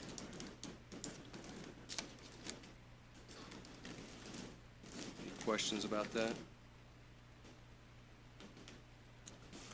I'd like to make a motion to table. Second. Motion to table by Roll call vote, I mean, voice vote. Councilman Thompson, second by Councilwoman Wilson. Any questions or comments? I do. Which one are you on? 07. Oh, you said 9. I'm sorry. You said ROC. So, I thought I said 7, I apologize. I said stipends at least. I know, and that's what I'm like, 2209. I just My want to eyes are clarify crossed for the over here, record. Cheryl. Sorry. 2207, I apologize. 07. Okay, David, to table. Brenda, did you second that? Okay. Motion on the floor, table 2207, stipends. Questions? Roll call vote, please. Councilperson Thacker. Aye. Councilperson Wager. Aye. Councilperson Thies. Aye. Councilperson Norris. Aye. Councilperson Wilson. Aye. Councilperson Thompson. Aye. Councilperson Loudermilk. Aye. Motion carries. Next, salary ordinance 2022-08, ROC 2022-09, jail shift differential. Any questions about that?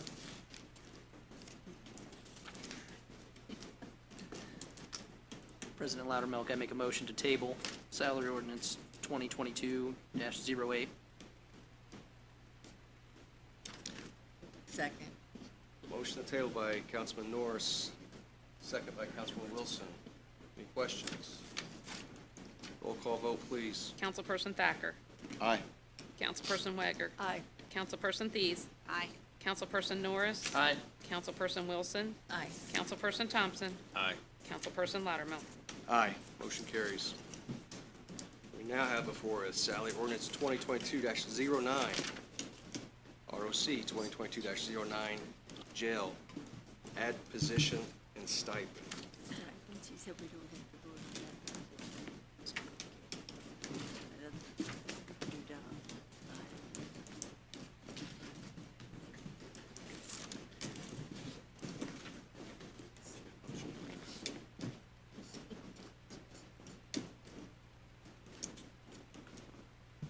Any questions or comments? If not, entertain a motion. Councilman Wilson. I make a motion that we table salary ordinance 2022-09, add position stipend. Second. Motion to table by Councilwoman Wilson, second by Councilman Norris. Questions or comments? Roll call vote, please. Councilperson Thacker. Aye. Councilperson Wager. Aye. Councilperson Thies. Aye. Councilperson Norris. Aye. Councilperson Wilson. Aye. Councilperson Thompson. Aye. Councilperson Loudermilk. Aye. Motion carries. We have salary ordinance 2022-10, ROC 2022-09, jail, amend part-time correctional officer rate. 2022. I'm sorry, 10. I apologize. Salary ordinance 2022-10.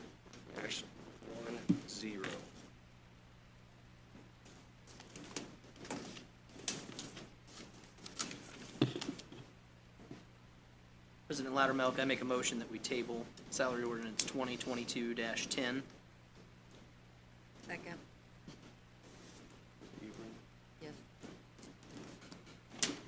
Motion on the floor to table by Councilman Norris, is second by Councilwoman Wilson. Any questions or comments?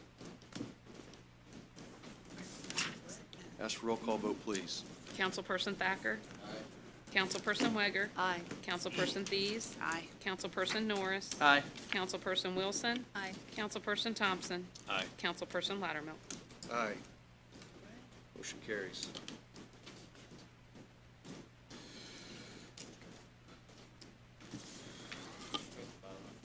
Yes.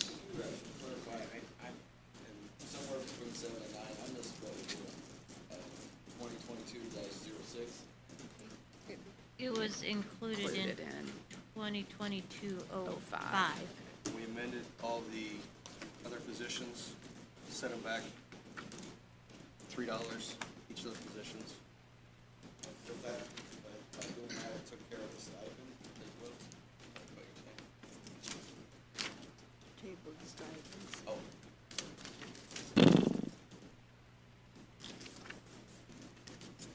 I didn't understand because if we took care of 5, that was a salary for 2022-05. I just didn't, and then maybe we tabled 6 and I just missed it. I don't know.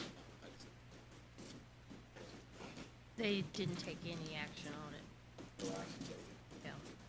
That's what happened. So we have additional appropriation 2022-08 ROC 2022-09 jail.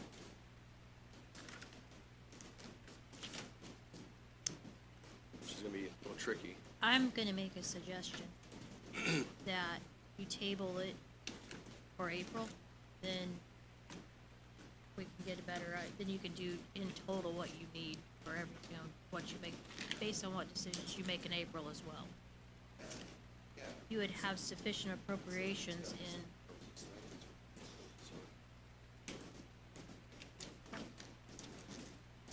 you would have sufficient appropriations in the jail budget now that would cover it. And then my other suggestion is that the auditor's office make illegal advertising for the sheriff budget position, which would be the lieutenant or the jail matron. That is in, okay. The stipend that was requested for the lieutenant for the jail matron would be in the sheriff's budget, not the jail budget. So if we could make that legal notice, and then they could cover everything at one time and determine what needs to be advertised. I mean, not advertised, appropriated.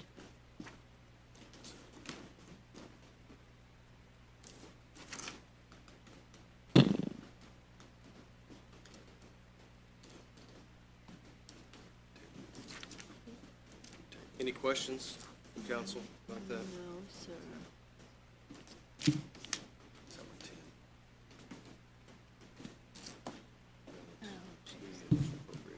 They got advertised in the jail budget, not sheriff's budget. I'll make a motion to table the additional appropriation 2022-08. So a motion on the floor by Councilman Thompson to table, a second by Councilwoman Wilson. Any questions? Ask for roll call vote, please. Councilperson Thacker. Aye. Councilperson Wager. Aye. Councilperson Thies. Aye. Councilperson Norris. Aye. Councilperson Wilson. Aye. Councilperson Thompson. Aye. Councilperson Loudermilk. Aye. Motion carries. Unless I've missed something, I think we've covered all the ordinances Yes. relating to appropriations. Should be on 20. Honorary resolutions, there are none. Resolutions relating to fiscal policies of the council, there are none. There are no appointments. With that, I would entertain a motion to adjourn. I make a motion to adjourn. Second. Motion adjourned by Councilman Norris, second by Councilman Thompson. All those in favor signify by saying aye. Aye. Motion carries. Meeting adjourned.